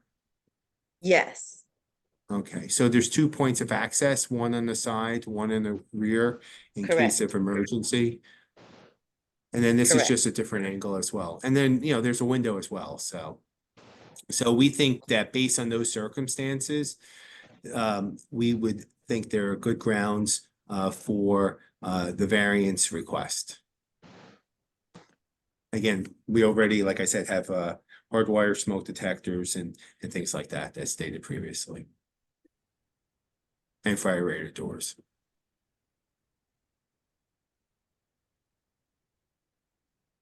Okay, when there's a change of occupancy, you have to install sprinkler systems, right, Jace? Yes, so right now, the present use is a R3. That's either a 1 or 2 family dwelling on the second and third floor level, and there's a commercial space on the first. But now that they're converting that commercial space into a residential unit, there's a total of 3. So that converts the whole use from an R3 and commercial to just an R2 throughout. So whenever there's a conversion from a residential occupancy to another residential occupancy, or if it's a commercial to residential, that whole building is required to be sprinkled per the existing building code. Has the work already been done to make the conversion of the ground floor to residential? Again, it was just an open room, Mr. Agos. So I would ask that my client Jessica Vincent speak to that. Have you done any of the interior work to put in, like, for instance, the kitchen and other things in that formerly commercial unit, which by the way used to be, I believe, some type of establishment that served food and had cooking in it as well. So, but Jessica, have they done the So completed yes, the work? as long as I've owned it, it's always had a kitchen. So I'm not sure at what point that's changed. But there is, you know, a bedroom and a kitchen and a living room in that bottom unit. So did you repurpose the kitchen that was previously in there? No, I just add cosmetic finishes. Was there a full bathroom in there? Yes, there's a full bathroom. Do you have photos of it? Yeah, Alan, I believe they should be in the presentation. I'm sorry, say that one more time. I was Photos of the asking if you unit. had interior photos. Oh, photos of the unit. Yes, I do believe. I don't know if it's this unit, but let's see what we have in here. So Jessica, is this unit? Yes. Okay, so this is this unit. Mhm. And again, everything's, above grade. Again, multiple ways in and out of the first floor unit. That's not the, that's another. Okay, so it's just this one. Okay. Yeah.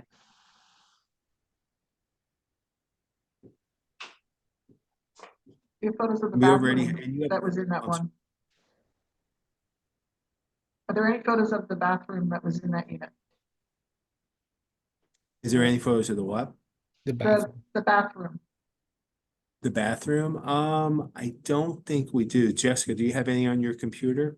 Yeah, I can show photos. Yeah, Let me stop sharing pull it my up and then screen. I'll let you know when I'm ready to share. One moment. Yeah, but this is not a situation where we took a duplex and tried to convert it into 3 units. This was a 2-family with a commercial unit, which is everything above grade. So we converted that commercial unit to residential, and everything's above grade with multiple forms of egress. Alan, did you curious get what involved this- at the point before? Was there a zoning change acquired for doing this? We obtained the variance because I believe that the current zoning classification of the property is RSA 5. So let me just It's an confirm that. RSA what? 5? What's that, Jason? That's a zoning district, Oh, so. okay. Yeah, that's. And Let the me just zoning take a was, look. the zoning was changed for a 3-unit. Right. Yeah, The zoning has been 2022. issued. Yep. yeah, by way of variance, but let me just tell you.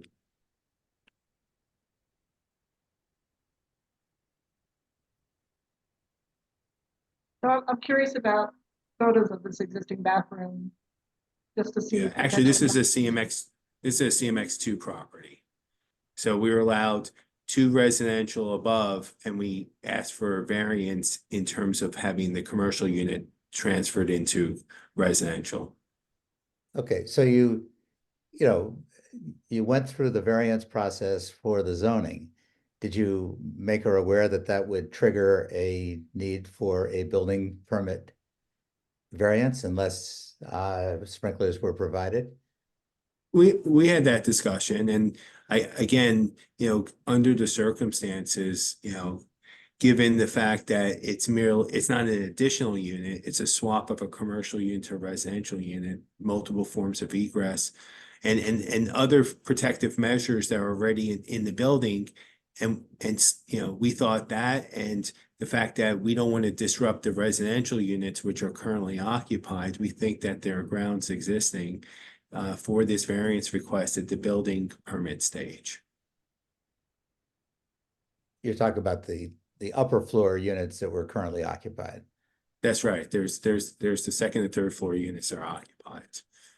So there's no occupant of the first floor unit at this point. That's right. That's right. Because we want to get the building permit, we want to get the occupancy, the CO. You know if there's a rated ceiling between the first and second floor? It looked like it was just renovated, and I don't see any Yeah. permits pulled, so I'm wondering what was done. I think it was just cosmetic work, but Just Jessica, cosmetic. Yeah, just cosmetic, just to make it look nice. Nice floors, nice paint. I can't find a photo of the bathroom, unfortunately. if there are reasonable modifications other than having a fire suppression system, like completely installed within the whole building, a new one, we would, obviously, be amenable to that. But again, we don't want to disrupt the occupancies for the other residential units. And, we obviously want a safe place, for our residents to live and, we're looking for reasonable modifications and variances. What's required, Jason, there for electrical? Smoke detectors, hardwire, what's? Interconnected smoke alarms, throughout, but fire suppression is number one. Uh-huh. But the electrical system, it has to be done too, Right, right? That's a given, not even an extra, right? right. Okay. It currently has that interconnected fire alarms with the strobes and a central panel and 24/7 monitoring. But Jace, the requirement for fire suppression is for the entire building, not just for the ground floor when it's converted. Exactly. Because it converts the whole building. You can't have an R3 and an R3 on top of each other. It's you're technically you're making it an R2 throughout. And wherever there's a change in occupancy classification, the R3 to an R2, that's what causes the whole building required to be sprinkled. If you were allowed to them just sprinkle the first floor, that would be a proviso per your variance. Right. But per code, they have to sprinkle the whole building. Aim, Ted, you want to caucus? Yeah, I think we should. Do we Okay, want any fine. feedback from the fire department before, or should we talk first? And No, you can ask John if you have questions of John, sure. Yeah, hey guys, no, I think my opinion on this, and it's a long-standing opinion, if it needs to be sprinklered, it should be sprinklered, and the 3 reasons not to give variances, or if you propose something equal to or better, the provisions didn't fully apply, or it was written in error, and I don't think any of them apply here. This is more of a hardship variance, probably because of cost and convenience. So I would think that they wouldn't be reasons to give a variance on something like that. So that would be my opinion on it. Okay. All right, let's go to the breakout room.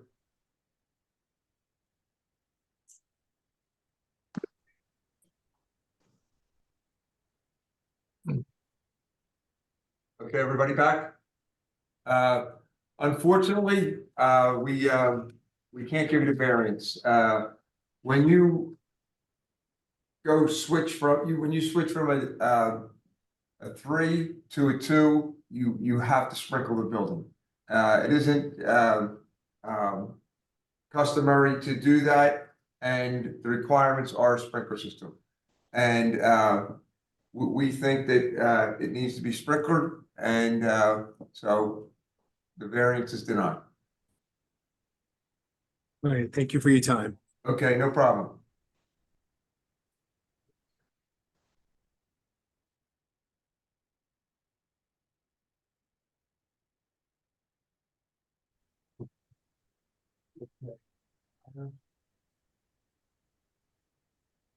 Okay, the next group here, Yes, sir. okay, That's 1904 North Second Street. yes, Mr. who's here Joshua for Wood. 1904 North Second Street? I'm here, sir. Are Joshua. you gonna be testifying in the case? I'm the attorney and my client. Okay, you don't have to be sworn in. Who else is gonna be with you? Justin Lucas. Is Justin, you gonna be testifying in the case? Yeah. Okay, could you please raise your right hand, swear to tell the truth, nothing but the truth? Yes, I do. Okay, is there anyone else? That's it. Okay, I'm Wayne Miller, board member. Amy Rivera, board member. Ted August, board member. John Dimes Fire Code. Brad McSherry, Board Counsel. Philip Motto, Boards Administration. J. Scoria, Department of License and Inspections. Okay, that's everybody. Phil, could you read that into the record, pal? Yes, sir. This is MI 2023-006-904 for the property located at 1904 North Second Street. Joshua B. Horvitz Esquire is the appellant, and he's present in the room. Excuse me. Okay, whoever's gonna present the case, please do. Thank you, Mr. Chairman, members of the board. This is our second appearance. When we were last here, we had presented our case for a number of variances. This is a pre-existing property. There are no changes being proposed as part of this application. The board was of the opinion that because I guess a predecessor owner of my client had performed some changes to the property, that in order to ensure it was safe, that my client was asked to have a licensed electrician go in and inspect and make sure. And we did produce a letter. If you don't mind, I'll share my screen. Sure, go ahead. Okay. And the letter, so Justin, why don't you explain what letter you received and what it says? Sure. Thank you. I had an electrician come out to the property, take a look at the existing electrical work, run some tests just to make sure that everything was safe and adequate to support the current use as it exists today. And these are his findings here. Did a couple of tests, 100 amp sub panel to support the 3 studio apartments and the commercial space on the ground floor. Thank you. So just to confirm to the members of the board, the letter says, in conclusion, the professional opinion of the electrician was that the present service of the building is adequate to supply the first floor commercial space and the 3 residential spaces above it, and that no safety hazards were found. And the conclusion was that the electrical system is in good and safe working condition. And so with that presentation of this report by Fretz Electric LLC and signed by the electrician, we'd ask that the variance be granted, but of course, if the board has any questions, we're happy to. What did we say in the last case? You said this is the second time here? Correct. So there is a number of variances being requested. It's all pre-existing conditions. The big variance is the sprinklers. The fires to retrofit the property would be prohibitively expensive. It's been configured like this since we think a while, certainly before my client had purchased it, and he didn't know until after he purchased it that he needed to come here. He was able to get zoning. The zoning is permitted in the zoning district for the configuration, but I guess because the old zoning permit didn't say that there was 4 units, the commercial and the 3 residential, that we need to come to you to get a variance from the, hopefully get a variance from the fire sprinklers. And then there's a doorway that's too narrow, 2 hallways that are too narrow. And then there was a hallway closet in the fire stairwell that my client agreed to close up. So we don't need a variance for that one. It was also noted, I believe, the width of the corridor. Is that? That's right. So there's 2, basically a corridor on the first floor, and then also an upstairs corridor as well. Was a couple inches too narrow. Right. It was at 34 inches instead of 36. So that I think we're probably comfortable with that if that. So I'm confused. It's saying there were 3 residential units and a business occupancy originally. I'm sorry, there were 3. Were there originally 3 residences plus a business? Yeah, when my client purchased the property, that's correct. And you're just changing the business into a residence? No, not changing anything. We're just Yeah. So when he You're bought the making it legal. property, yeah, he bought the property. He didn't know that the zoning permit was not for this. He went and got the zoning permit after he hired me, and but because I guess whoever had converted it didn't get the zoning at that time, while he could get the zoning, now the International Business Building Code has changed, so he would need to sprinkler it, and there's some of these other things that the doorway width, the hallway width that were done, or probably existed this way for many years and just weren't approved. Yeah, forgive me if you showed this or did the last time. the number of meters and that are existing in the building historically? We did talk about that last time, there. I believe that there's one electric meter and then, is that right, There's- Justin? There are 2 electric meters and 1 water meter. So I guess there's one electric for the commercial and then one for the residential Okay. studios upstairs. And, Yeah. you know, when we were here last time, you guys basically said, you know, if you come back with the electrician's report, you know, then we'd get the variance. But you know, despite these issues, but I understand you'd prefer it if there were more meters, I guess.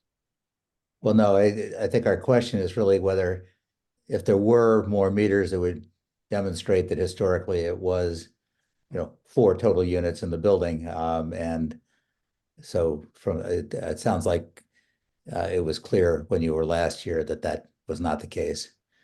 So, Yeah, I mean, we don't know how far back it goes. We just know it predates my client by some time. And he just bought it a couple years ago, right, Justin? It was like A couple months ago, I bought it in July. So just the full backstory is I bought it in July, applied for rental permits, and I was told that since it didn't have an active rental permit, I needed to get a certificate of occupancy, which required architectural plans, and then these notes are from the building plans. So this is where that's all stemmed from.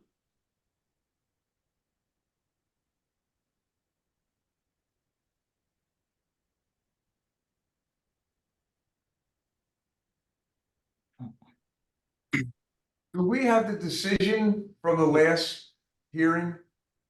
We continued it. What's that, Aim? We had continued it, so. Oh, okay. Did we, was there any provisos that we set in there? I don't think we landed on it. I'm trying to remember. I think in terms of the request for an electrical report. Josh, can you reference that electrical report? Because we have a electrical plan examiner on the call right now. And Pete, I think you're gonna have to state your name on the record and you could state what you see. Who's the plan examiner? Here. Pete DeLisi. Yeah, Pete, could you raise your right hand and swear to tell the truth, nothing but the truth? I do. Okay, go ahead. You're saying there's a 100 amp service to the whole building, and we're saying there's 4 units. So as an electrical plans examiner, when I would look at something like that, minimum for 3 units we have is a 300 amp service. So if we have 4 units, there would be it wouldn't be possible. So it says the main panel is a 120/240 system, and that there's a 100 amp sub panel. Just to confirm. Line number 3, there's a 100 amp service to the building. Was there a refusal? I'm sorry, I'm specifically related to the electrical system? No, because what happens is you have to go through the building aspect at first. That once the building is completed, then it goes for electrical. So, Peter's here for the next case. No, I understand. Right. They go hand in hand. Yeah, I'm just wondering what it is that we asked for when they were here before and whether this is addressing, and somebody's talking in the background on somebody's line. That's me. I'm gonna mute. Okay. Yeah, thanks. Does anybody recall what prompted this report? I remember in the previous hearing, you stated that you wanted a report from electrical contractor to confirm that the existing electrical service that's in place is compliant with the code.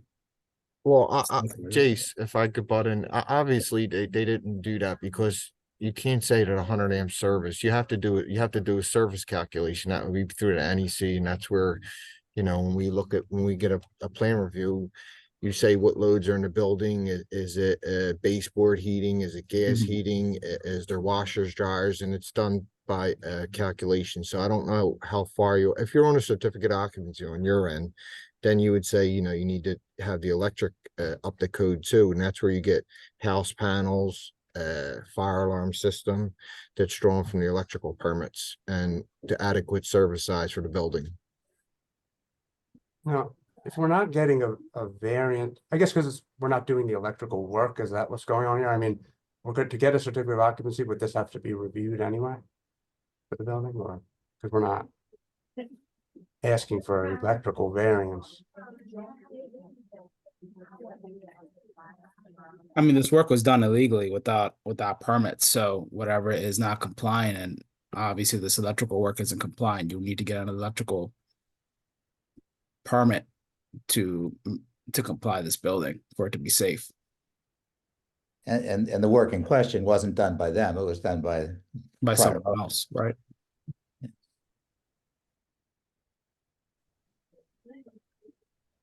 You by the sins of the previous owner, though.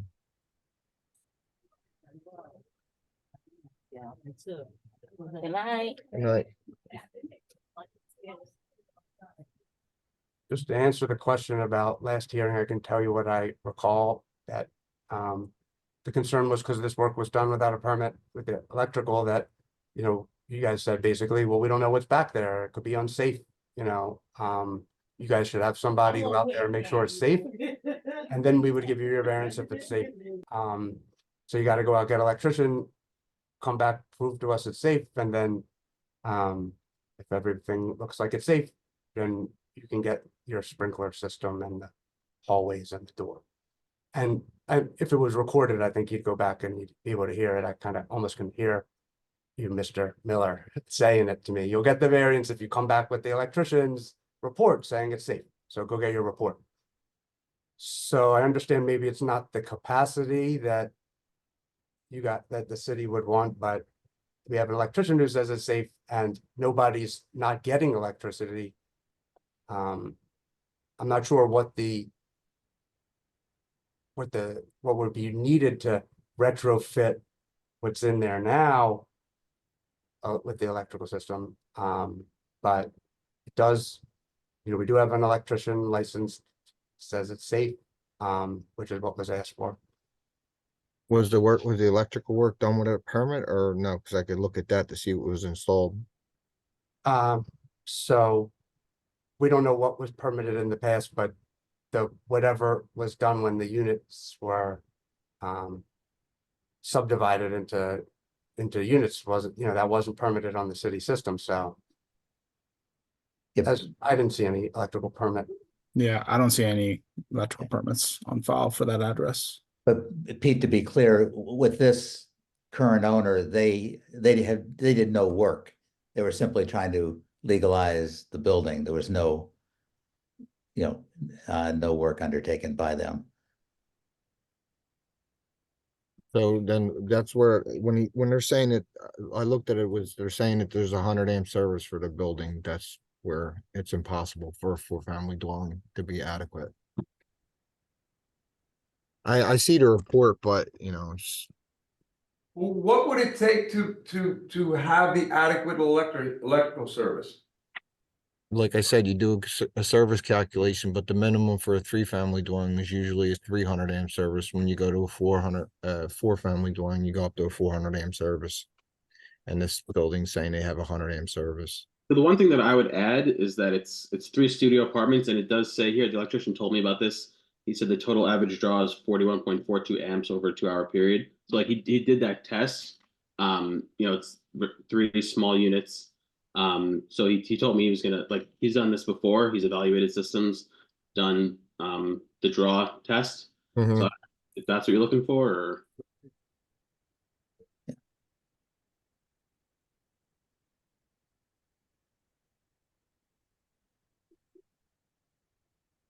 But this service is also serving the salon downstairs, is that correct? you have a separate meter. Or separate meter, okay, so that's, so in this case, it's 100 amp for 3 studio apartments. Right. Okay. And the salon has a separate service?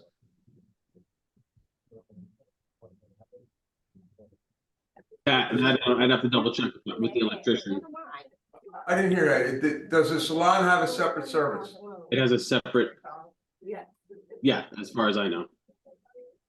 So the 100 amp is for the 3 apartments. 100 amp sub panel is what I was told for the 3 apartments. Yeah.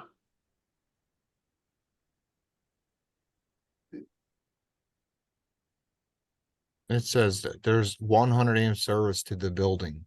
Right. Does that take in the salon, the 100 amps? Is the 100 amps comes in and then it breaks off? Sounds Is there a like, separate service for the salon? The way the letter reads to me now, it's ambiguous. I'd have to double check with the electrician. I don't want to speak out of turn. I'm not an electrician. Okay, yeah. Wait, I just want, whatever I wanted, if we said that we want the electrical, something from the electrical Well. contractor, it has to be to Yeah. code. I don't Yeah, want I don't something think coming it's- back that ain't the code. yeah, I don't think it's ambiguous. I mean, it says in conclusion, the present service to the building is, in my professional opinion, adequate to supply the first floor commercial space as well as the 3 studio residential units. So basically it's 100 amps for the whole building, taking care of the commercial and the 3 residential. And I So, emphasize, I want it to be safe. There were a couple of breakers that were loose. He replaced them right there on the spot. He said, "This, it looks good." So, well, Yeah. but it sounds like, Pete, from your standpoint, there would need to be calculations that would support this. You would need Skeptical that would be adequate. Yeah, you would need a 5 gang meter bank. You have commercial 3 units, you have a house panel. And then that's where after that, you do your service calculation for your residential units. I'd say like this, for the salon, you would need a 100 amp service just for the salon by itself. You take it as your house, you look at it as your house. Just imagine if you had your house with a 100 amp service, it wouldn't be adequate. Yep. we focus? Yeah, sure, we Yeah. can focus. Okay, give us a second. Okay. All right, everybody back. What I believe we said at the last meeting is to have have an inspection on the electrical system. And then if you had that, we were giving you the variance for the sprinklers because of that was already the way it was before you bought the building. When I said an inspection on the electrical system, when an inspection is done, the electrical system will be brought up to code. You don't do an inspection not to bring it up to code. So I don't know what the code is. Okay, there's some discrepancy here whether 100 amps is enough to run that whole building. What the electrician's saying there, he thinks it's adequate. Is it up to code? And if it's up to code, you got your variance on the sprinkler system. So I don't know how you're going to determine it's up to code. I'm sure it'll be by a contractor. So, and if this guy will say it meets the code, not that it's just okay, then we will give you the variance. Okay, Okay? so just confirming, we're talking about the service, the electrical service, like the amperage is up to code. Yes, yeah, exactly. That's what we said, have an electrical inspection and bring that back to us. Okay, so whatever the code would say for a beauty salon and three apartments, whatever that fee coming in, I don't know if it's 120 or 220, I don't know what it would be. So, but that contractor has to say that it's up to code, whatever that is. And I think we're talking about the service and any sub panels that are off of that. Again, I'm not the one to speak to this, but the intention is that the entire system meet the electrical code. We're not satisfied with it, simply a statement that it is safe. Okay. Go ahead. It would be where you have your service calculations, your adequate meter bank. Basically, everybody gets their own meter, and your house panel where your emergency circuits will be circuited to your house panel with the fire alarm control panel circuited to the house panel. That's where you would get adequate.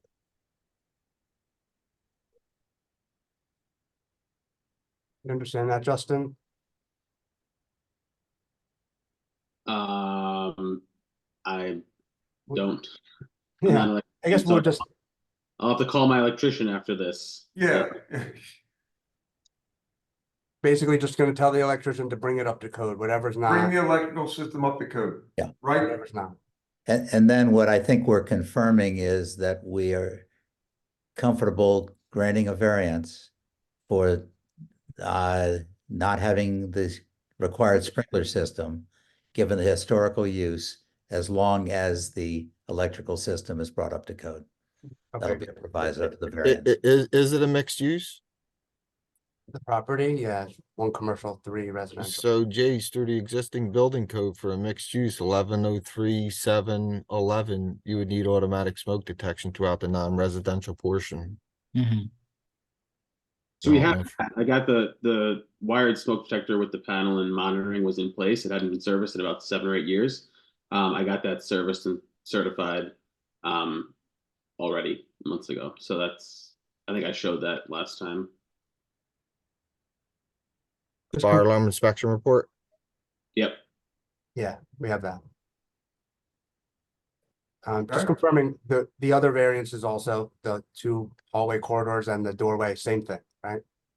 Yeah, there was the 2 inches in the corridor. We said that was okay, and then there was gonna be a door put on or. There's a doorway that's a no, little we said narrow. Taken off and it was through another entrance. It's just a door that's a little narrow. I think it's 36 inches is the requirement and it's 32 inches wide. We gave a variance in that, right? 2 inches? 3 inches. Right, but I have in my notes from the last meeting, something about closing a door in the hall on the 3rd floor and access it through the studio. Yes, So- the closet on the 3rd floor. Right.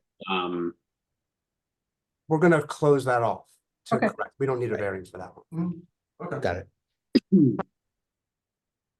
Okay, guys? Yes. All right. All right, thank you. Good luck. Thanks. We'll get a All new right, date. no problem. Okay. We'll come back when we're ready. Thank you. Yeah, I think you just do they have to come back or they just let somebody, let Jace or somebody know that they're in compliance with the code?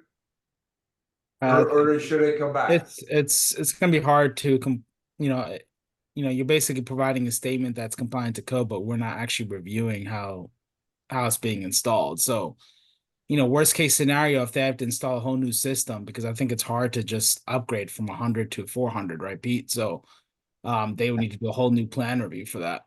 So they would need to submit for an electrical application.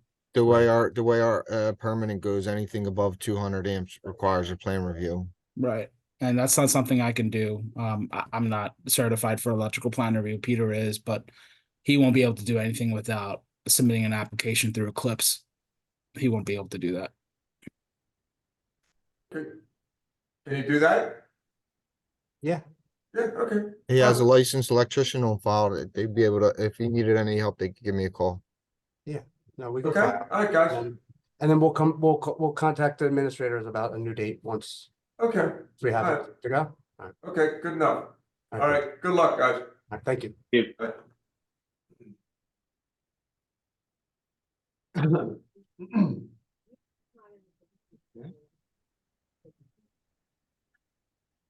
Oh, we got one more? We have one more, Mr. Miller. Oh, geez. Who? Are we ready? Okay, let's get rolling. Children's Hospital, Philadelphia. Who is here from Children's Hospital? Okay, can I have your names, please? Absolutely. This Just is your Jack. first name and Jack Mavora, I'm the appellant. Jack. With All right. Canon Design. Who, excuse me? You're echoing. You're echoing. Okay.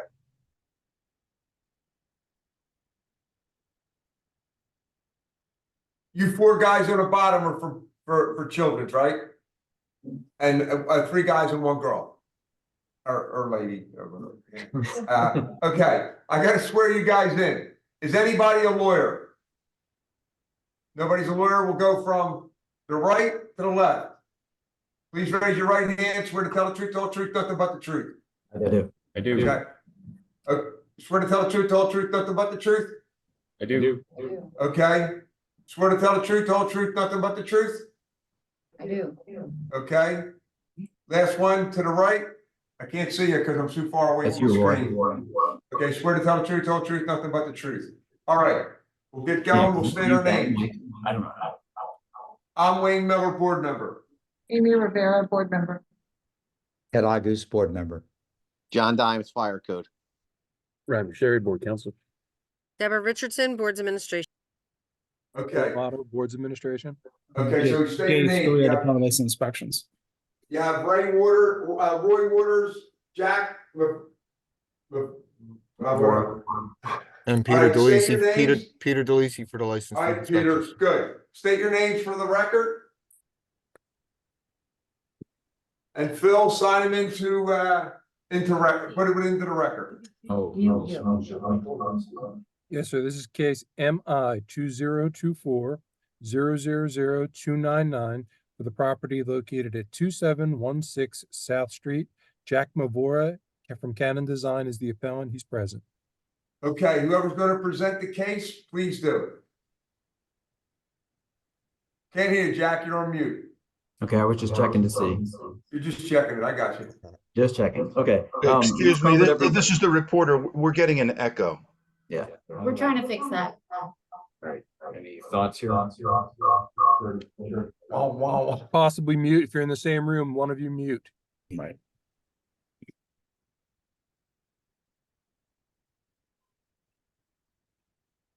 Okay. Jack, you're on mute.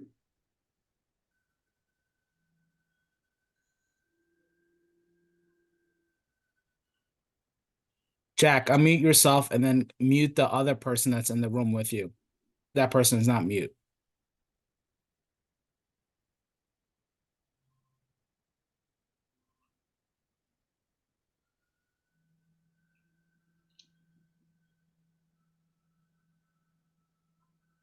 There's the IT guy.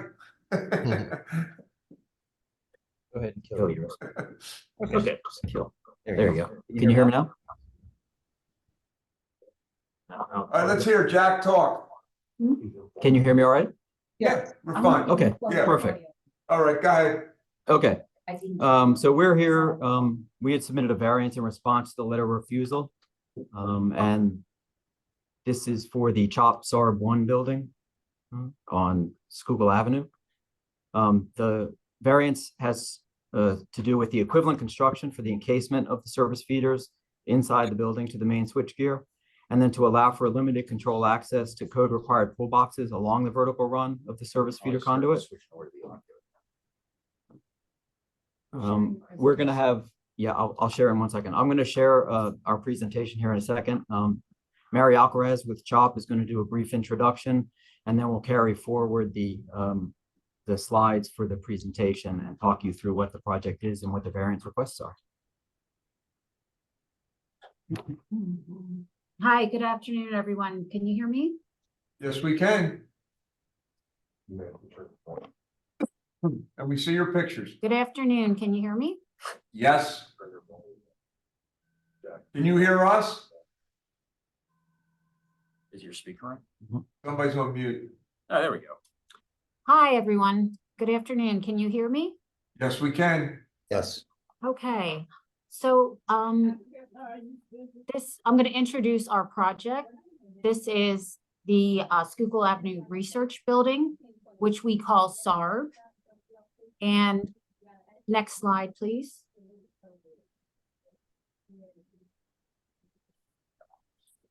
And as you can see in the next slide, construction is well underway for this project, which is an essential project for expanding CHOP's life-saving medical research. The BBS appeal for code variances being presented for your review and consideration is important for the resiliency of the electrical service infrastructure of this facility. The SARB footprint is in a special flood hazard area, floodplain, with the existing podium and adjacent building have experienced severe flooding and infrastructure damage during the recent Hurricane Ida event.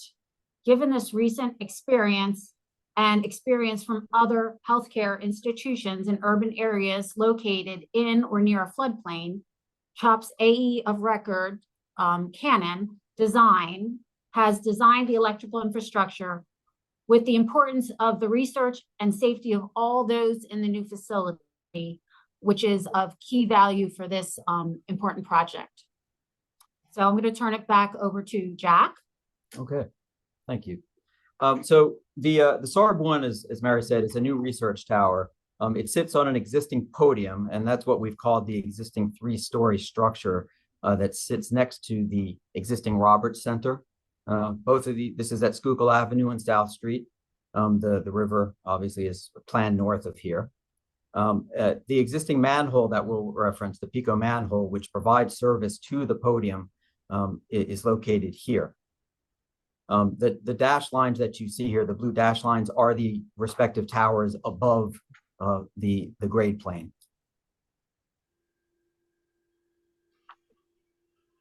Okay.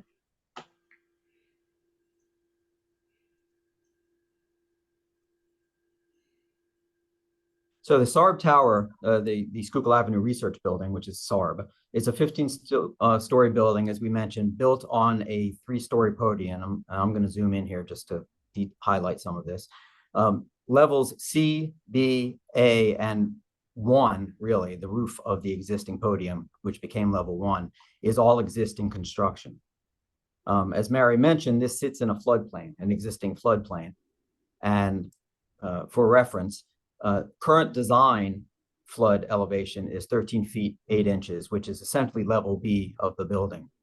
The pending 500-year floodplain, which is going to be part of, is part of IBC 2024, raises that by 6 feet respectively, the base floodplain and the design floodplain, just so you understand. So that's mid-level B of the existing structure. The existing service, as I mentioned, comes in from the Pico manhole at level C. The current design has that service coming in, encased in concrete, turning up to the underside of level B. And from there up, it's in 6-inch fully grouted CMU, encased all the way up to the underside of level 8. It transits across level 8 in concrete, and then comes back down to the top of level 7M, back in fully grouted CMU encasement. And the electrical room with the main switchgear is on 7. So backing out again quickly, as you may or may not know, lab towers, high-rise towers in urban settings tend to have service floors broken up like this. There is a service floor, usually mid-tower, for equal distribution of services up and down the building. And then there's another one at the top of the building. It's because of the intensity of the labs and how much mechanical and electrical service they need. Once we reviewed the floodplain requirements, it was clear that the switchgear needed to be above grade. It couldn't be down at grade because of the floodplain condition. And this is really for the safety not only of the occupants, but for the resiliency of the tower and the research that goes on there. So once it was determined that the switchgear had to move up above grade plane, the most logical place for us made sense was the first service floor, which is on 7. As mentioned before, we have 3 refusals, one of which has to do with the encasement material. It states that it needs to be encased in concrete. The NEC code actually states that it could be in either concrete or brick, a minimum of 2 inches thick. And we're asking for a variance to provide a fully grouted 6-inch CMU wall in lieu of brick, which we think gives not only an equivalent, but probably exceeds the construction of just a straight brick wall. The other variance that we are looking at has to do with an apparent conflict in the NEC code. When the conduit runs vertically this far, there needs to be a support provided no more than 50 feet apart. So mathematically, that gives us a pull box at level 1, a pull box at level 3, and a pull box at level 6. And I'm going to zoom over here and show you, this is what the typical electrical room looks like on those levels, where we have a 2-hour enclosed electrical room, a locked door, the 6-inch fully grouted CMU shaft wall, the encasement runs inside of that. And then what's proposed here is a steel 2-hour rated double latch, double locked access door to the pull box on those 3 floors. And the pull box itself is again secured with screws and covered.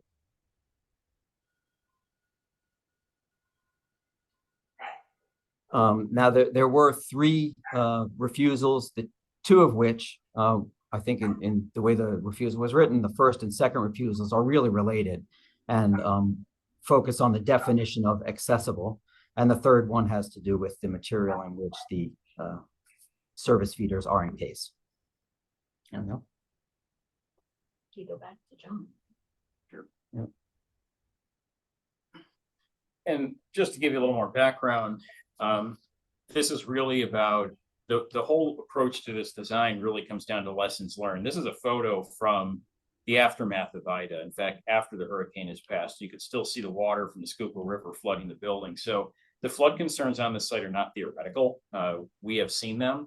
And as Jack mentioned, this building was permitted in compliance with the current IBC in Philadelphia 2018, which prohibit critical equipment within the 100-year floodplain. ASCE 722, which is and will be adopted by 2024, is going to change that to the 500-year floodplain. So automatically, we want to try and create a facility here that is the most resilient as we can. And that's what we're looking to comply with. So the strategy of putting the equipment higher in the building puts us in this position where we need to make sure that we have access to these pole boxes or controlled access to these pole boxes. And so that's a very high level summary of what we've asked for variances on, those 2 items. And we now leave it to you to ask questions, and happy to walk you through any other details of this. Jace, the material that they're using besides the concrete, have you heard of that before? I'm not familiar with it. I don't really do electrical plan review. That's why Peter's here. Okay, to- okay, Pete, did you ever hear of that type of material?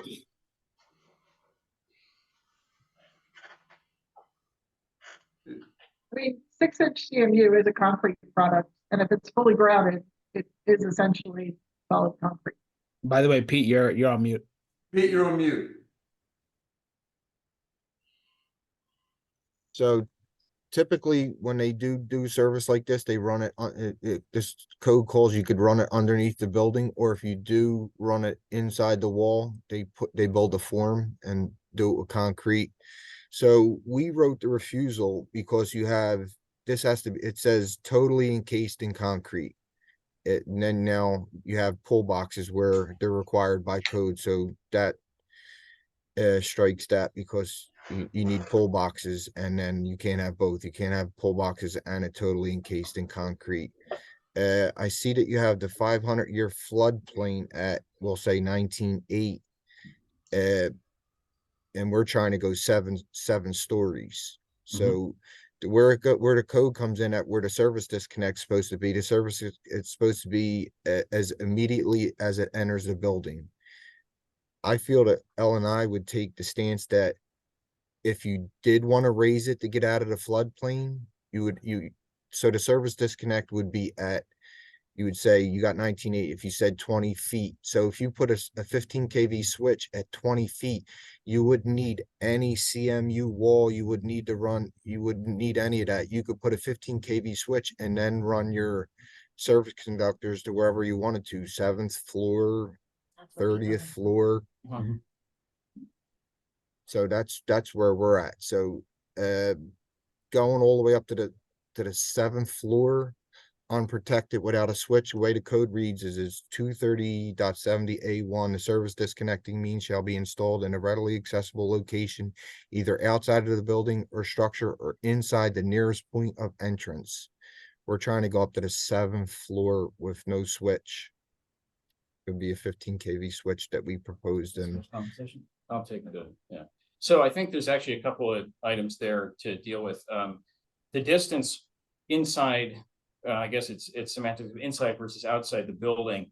NEC 230.6, I believe, requires that if it does run within the building, that it has to be considered outside. That's where the requirement for encasement in, again, as the code reads, concrete, 2 inches of concrete or brick come in. So it's creating our solution, running the conduit within the building, encased in 6-inch fully grouted CMU, which again we view as the equivalent of concrete, is our way of complying with that code provision, with complying with NEC 230.6. So with that, it becomes a question of the refusal here based on the access panels. But there's a second question that you brought up about disconnect switches. This was something that the design team explored together with the CM on board and Pico. And ultimately, all the parties, and particularly Pico, struggled to come to a resolution on what would be acceptable in terms of that disconnect switch. And Mary, I don't know if you want to elaborate a little bit on what Pico's concerns were that we had trouble overcoming. That it would cause confusion with their personnel, because there'd be the actual relay protection would be up on the 7th floor, and then the service disconnects would be downstairs, and they had a hard time wrapping their heads around that. A little concerned with the safety of their. The safety of the personnel. And just to add, one other point to it, again, talking about the flood concerns not being theoretical. Yes, the 500-year floodplain is identified as an elevation below, say, level A. Given that we have in our own recent past seen this building flood, I think we don't want to leave that to chance to say that something may not get above there. And then one final point on that, within the building, within the existing podium, or specifically within the existing podium that exists directly above level C, where the existing duct bank comes into the building, finding a place to put that kind of equipment without having to introduce a certain number of bends to be able to get over there. We may be lower in the building, but then have to find a route from that existing manhole that introduces a number of bends that require us to put in pull boxes that then put us in the same situation regardless of height within the building. So it's still sort of the same issue that's the basis of this refusal. And this switchgear is really as readily accessible as any of our switchgears in any of our buildings are. And actually, to Pico, to emergency personnel. Which leads to the final point that this refusal is actually based not on the location of the disconnect switch or the switchgear, but precisely and exclusively on the encasement and access to the duct, to the conduit and its encasement. I was involved in writing the refusal. It was the disconnect and the pull boxes. That's not. Refusal what the doesn't mention the says. disconnect, actually. I can It's pull it. right on the screen, right? Right. Is that exactly what you're sharing? Or not? Okay.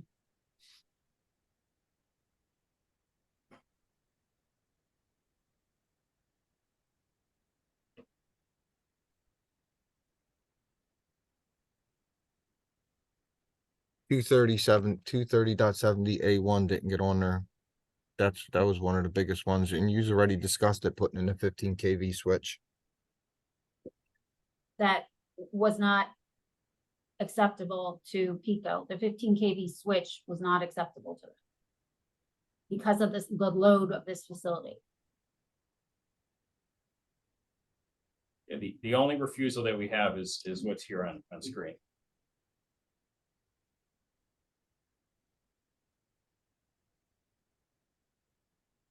So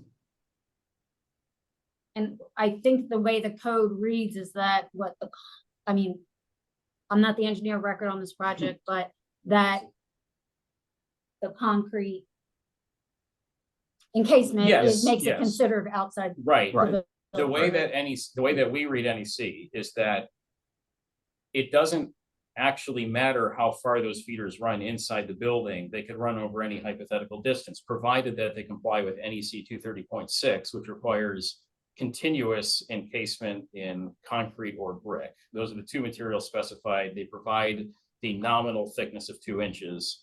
They don't elaborate on why those materials are selected or why 2 inches is selected. But those are the only requirements to consider the feeders as being outside of the building. And so we're complying with that from the point of entry to. Can you scroll down to page 1 of 2? Scroll down. That's the old one. When is this from? When is this dated? 1/2/24. All right, that's it. So the 230.70A1 should have got in there. I don't know how it did not get in there. But even if we do take that and strike that where we have the pull boxes there, it's not totally encased in concrete going 7 stories. And the disconnect should be at the nearest point of entrance, as we already discussed, to the 15 kV switch. And I would be comfortable if we said that we wanted to go 30 feet or at least 20 feet above the floodplain and put in a switch. But you're saying you got something from Pico. You never presented us that where we could take that into account.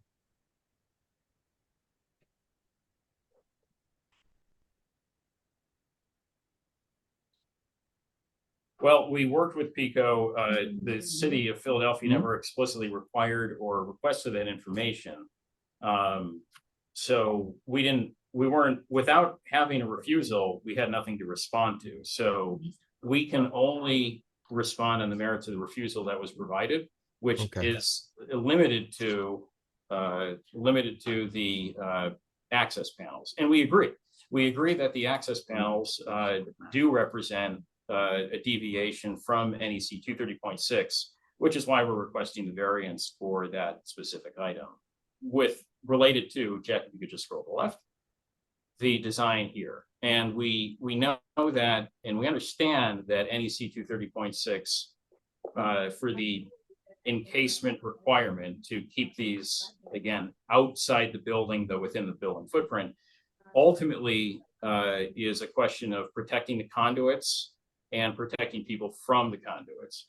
And so by providing the CMU, we're trying to protect the conduits, and then providing the rated access panel with an equivalent fire rating and,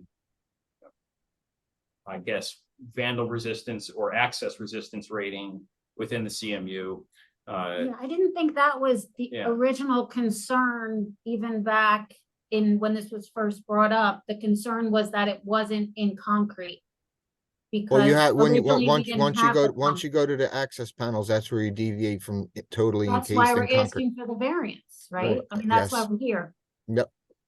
I mean, there was another thought for instead of an access panel. We have another option here. See, there's two ways of resolving this. The code says that the access must be provided to the pull boxes.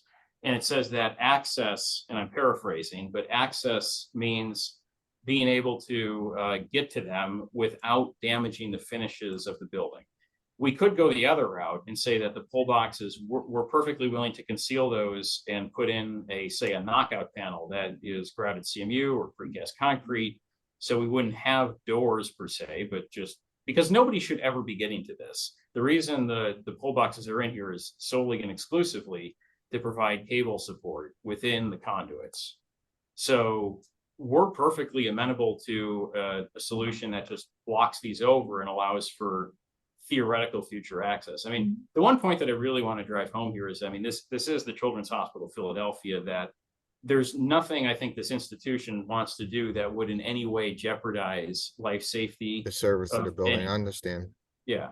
Yeah, I So- think we're trying to build resiliency because we lost, you know, we had millions of dollars worth of damage in the building next door because of Ida. Mhm. With equipment on the lower levels, with infrastructure. And we've seen peer institutions in different jurisdictions, of course, but peer institutions, we suffered from problems from Hurricane Sandy that are looking at solutions that are analogous to this one, or basically moving sensitive equipment as far as they can away from where water can get to it. And so this is sort of an overall strategy. Again, one last point on that too is we are dealing with that existing podium. We do have a building that is there. And so trying to make sure that, you know, trying to find space for equipment within that space that wouldn't require pull boxes or some means of getting to them, you know, that there is a hardship there in the sense that it would take away lobby or program or space where research takes place. And that obviously is a concern for this project. So when you get up to the 7th floor, getting it up and over, you have a 90 there. Uh-huh. You didn't see that as a challenge? You got two 90s getting back down in the switchgear room. You got 4 bends, right? Yes. Without a pull box, 4 bends.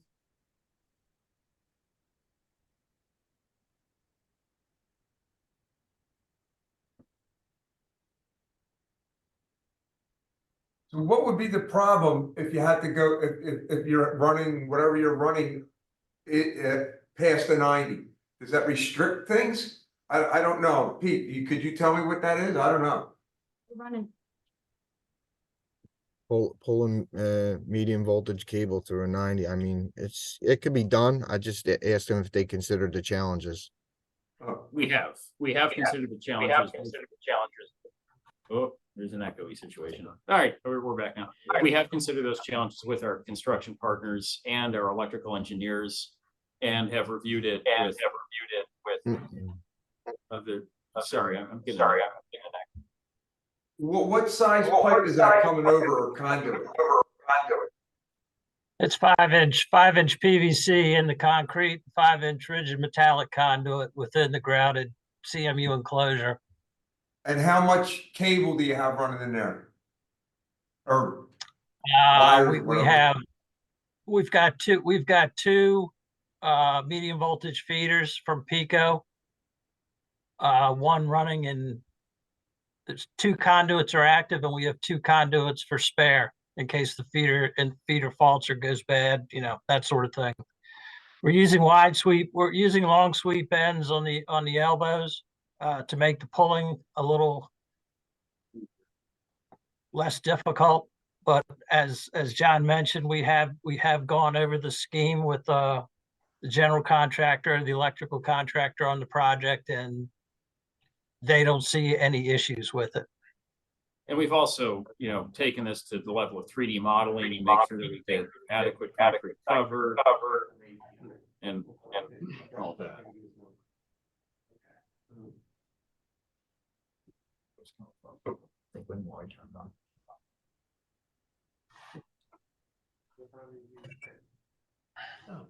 Hey, Peter, I think you're muted if you're talking to us.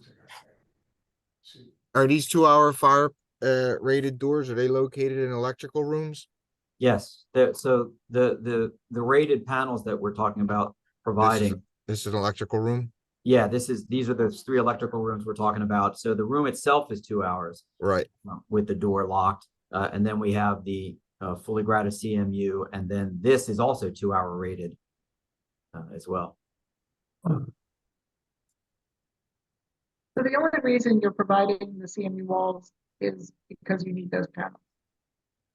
I'm sorry? Otherwise, it would just be encased in concrete all the way. Yes.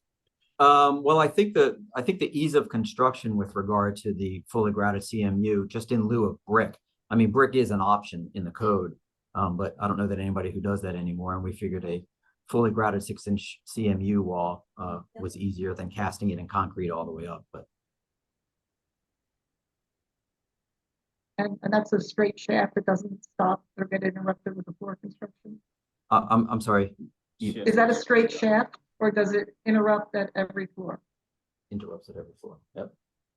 Yeah, I'm not sure I completely understand the question, but, Does the underside of the CMU stop at a floor and then start again? oh, yes, I understand now. Yes, the CMU starts and stops at each floor. The floor structure is also rated for 2 hours. This is Yeah. a 2-hour slab. Actually, it's a little bit over. A little bit It's over. a minimum 2-hour slab at each floor, and all the steel beams are protected for 2-hour rating. Steel columns are protected for 3-hour rating. And actually, the CMU, the 6-inch fully grouted CMU, I believe, Jack, that Minimum function, 4 hours. yeah. So it's actually higher than the 2-hour rating.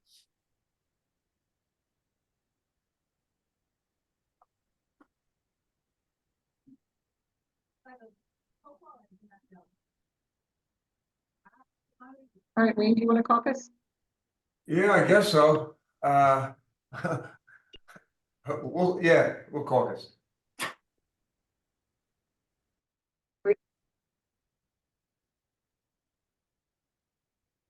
Okay. All right. We're fine with the fully grouted CMU. Okay, we're fine with the rated panels. We have a question about the disconnect switch. What is the reason that, is it from the fire department? Do they turn that switch off when they go in if there's a fire? It's either on the 3rd floor or the 7th floor. What's the difference? We don't understand that. Well, the distance the fire department would have to go in this building is probably equal to or less than some of our other major facilities. Yeah, and Like our hospital or our, central utility plant. But I guess. Do you want to show that plan? can we go to this section? Oh, Well, sorry. slightly different question. Let's rephrase that. Who would access that? The fire department occasionally, would the building operational folks need to access that as well? Oh, yeah, we have operational folks right in the building. Right.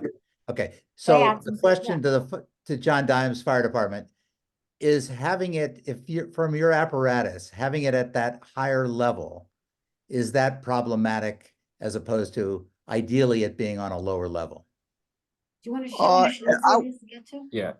I would say, depending on the emergency situation, why we entered the building, because if there's a fire event and the elevator is recalled to the fire floor, and depending upon where the fire is, we would most likely, our standard operating procedure is we would take control of the elevators, go to the floor below the fire floor. So or we can walk up is it on the 7th floor, 7 stories? Yeah, and actually, John, you remind me of something important here, is that this electrical room is immediately adjacent to the egress stair that egresses onto South Street. So if your apparatus were to pull to South Street, you could actually go into the egress stair and then exit the egress stair, and then the room is right there. Right there on the 7th floor, right? Correct, yeah. But you wouldn't actually have to traverse the floor plate on any one floor. You just have to go on the egress stair on 7. Yeah. Okay, we wouldn't have to cross the floor plan. The stairs Correct. right there as we enter, and we'd have to go up. So with your standbys. depending on the emergency situation, if we didn't feel the elevator was the way to go based on the extent of the emergency, we would hoof it up the stairs, or we would take the elevator once we utilize the elevator, and we would take it to the 4 below and utilize it that way. So you could probably think of scenarios where it wouldn't matter. You can think of scenarios maybe it would, but we are going to shut off gas and electric in an active fire situation. But all in all, I don't think it's a heavy lift being where it is. Okay. Or where it's projected Thanks, to be. John. I appreciate that. Pete, why don't you like it on the 7th? Could you tell me? Pete, you're on mute.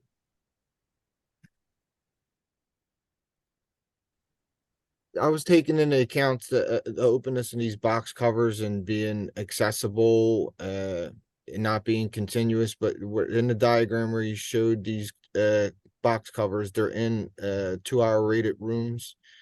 It gives a little bit more comfort, you know, they're not accessible to the public. It's a 2-hour rated room. It's locked. I guess at the end, it would be up to use the high pot tested cables, make sure you did good on the run, and I guess call it a day. Those panels is there a key to get into that, in that panel? Yeah, those panels are of a size that they have 2 self-latching latches, plus each of those latches has an independent lock. So there's 2 locks on each of them. There's a spring hinge. They themselves are rated 2 hours. They're pretty significant. Yeah, they're pretty hard. And the thing is, to get in there, you'd have to be with the building or. The Yeah, people right. in order You'd have to access that. You'd have to first have key to the electrical room, then you'd have to have key to the access panel, then you'd have to take the cover off of the pull box. So nobody's gonna accidentally get into this. Okay, taking the cover off the full box is screw, right? You need screws, right? You do, yes. Okay.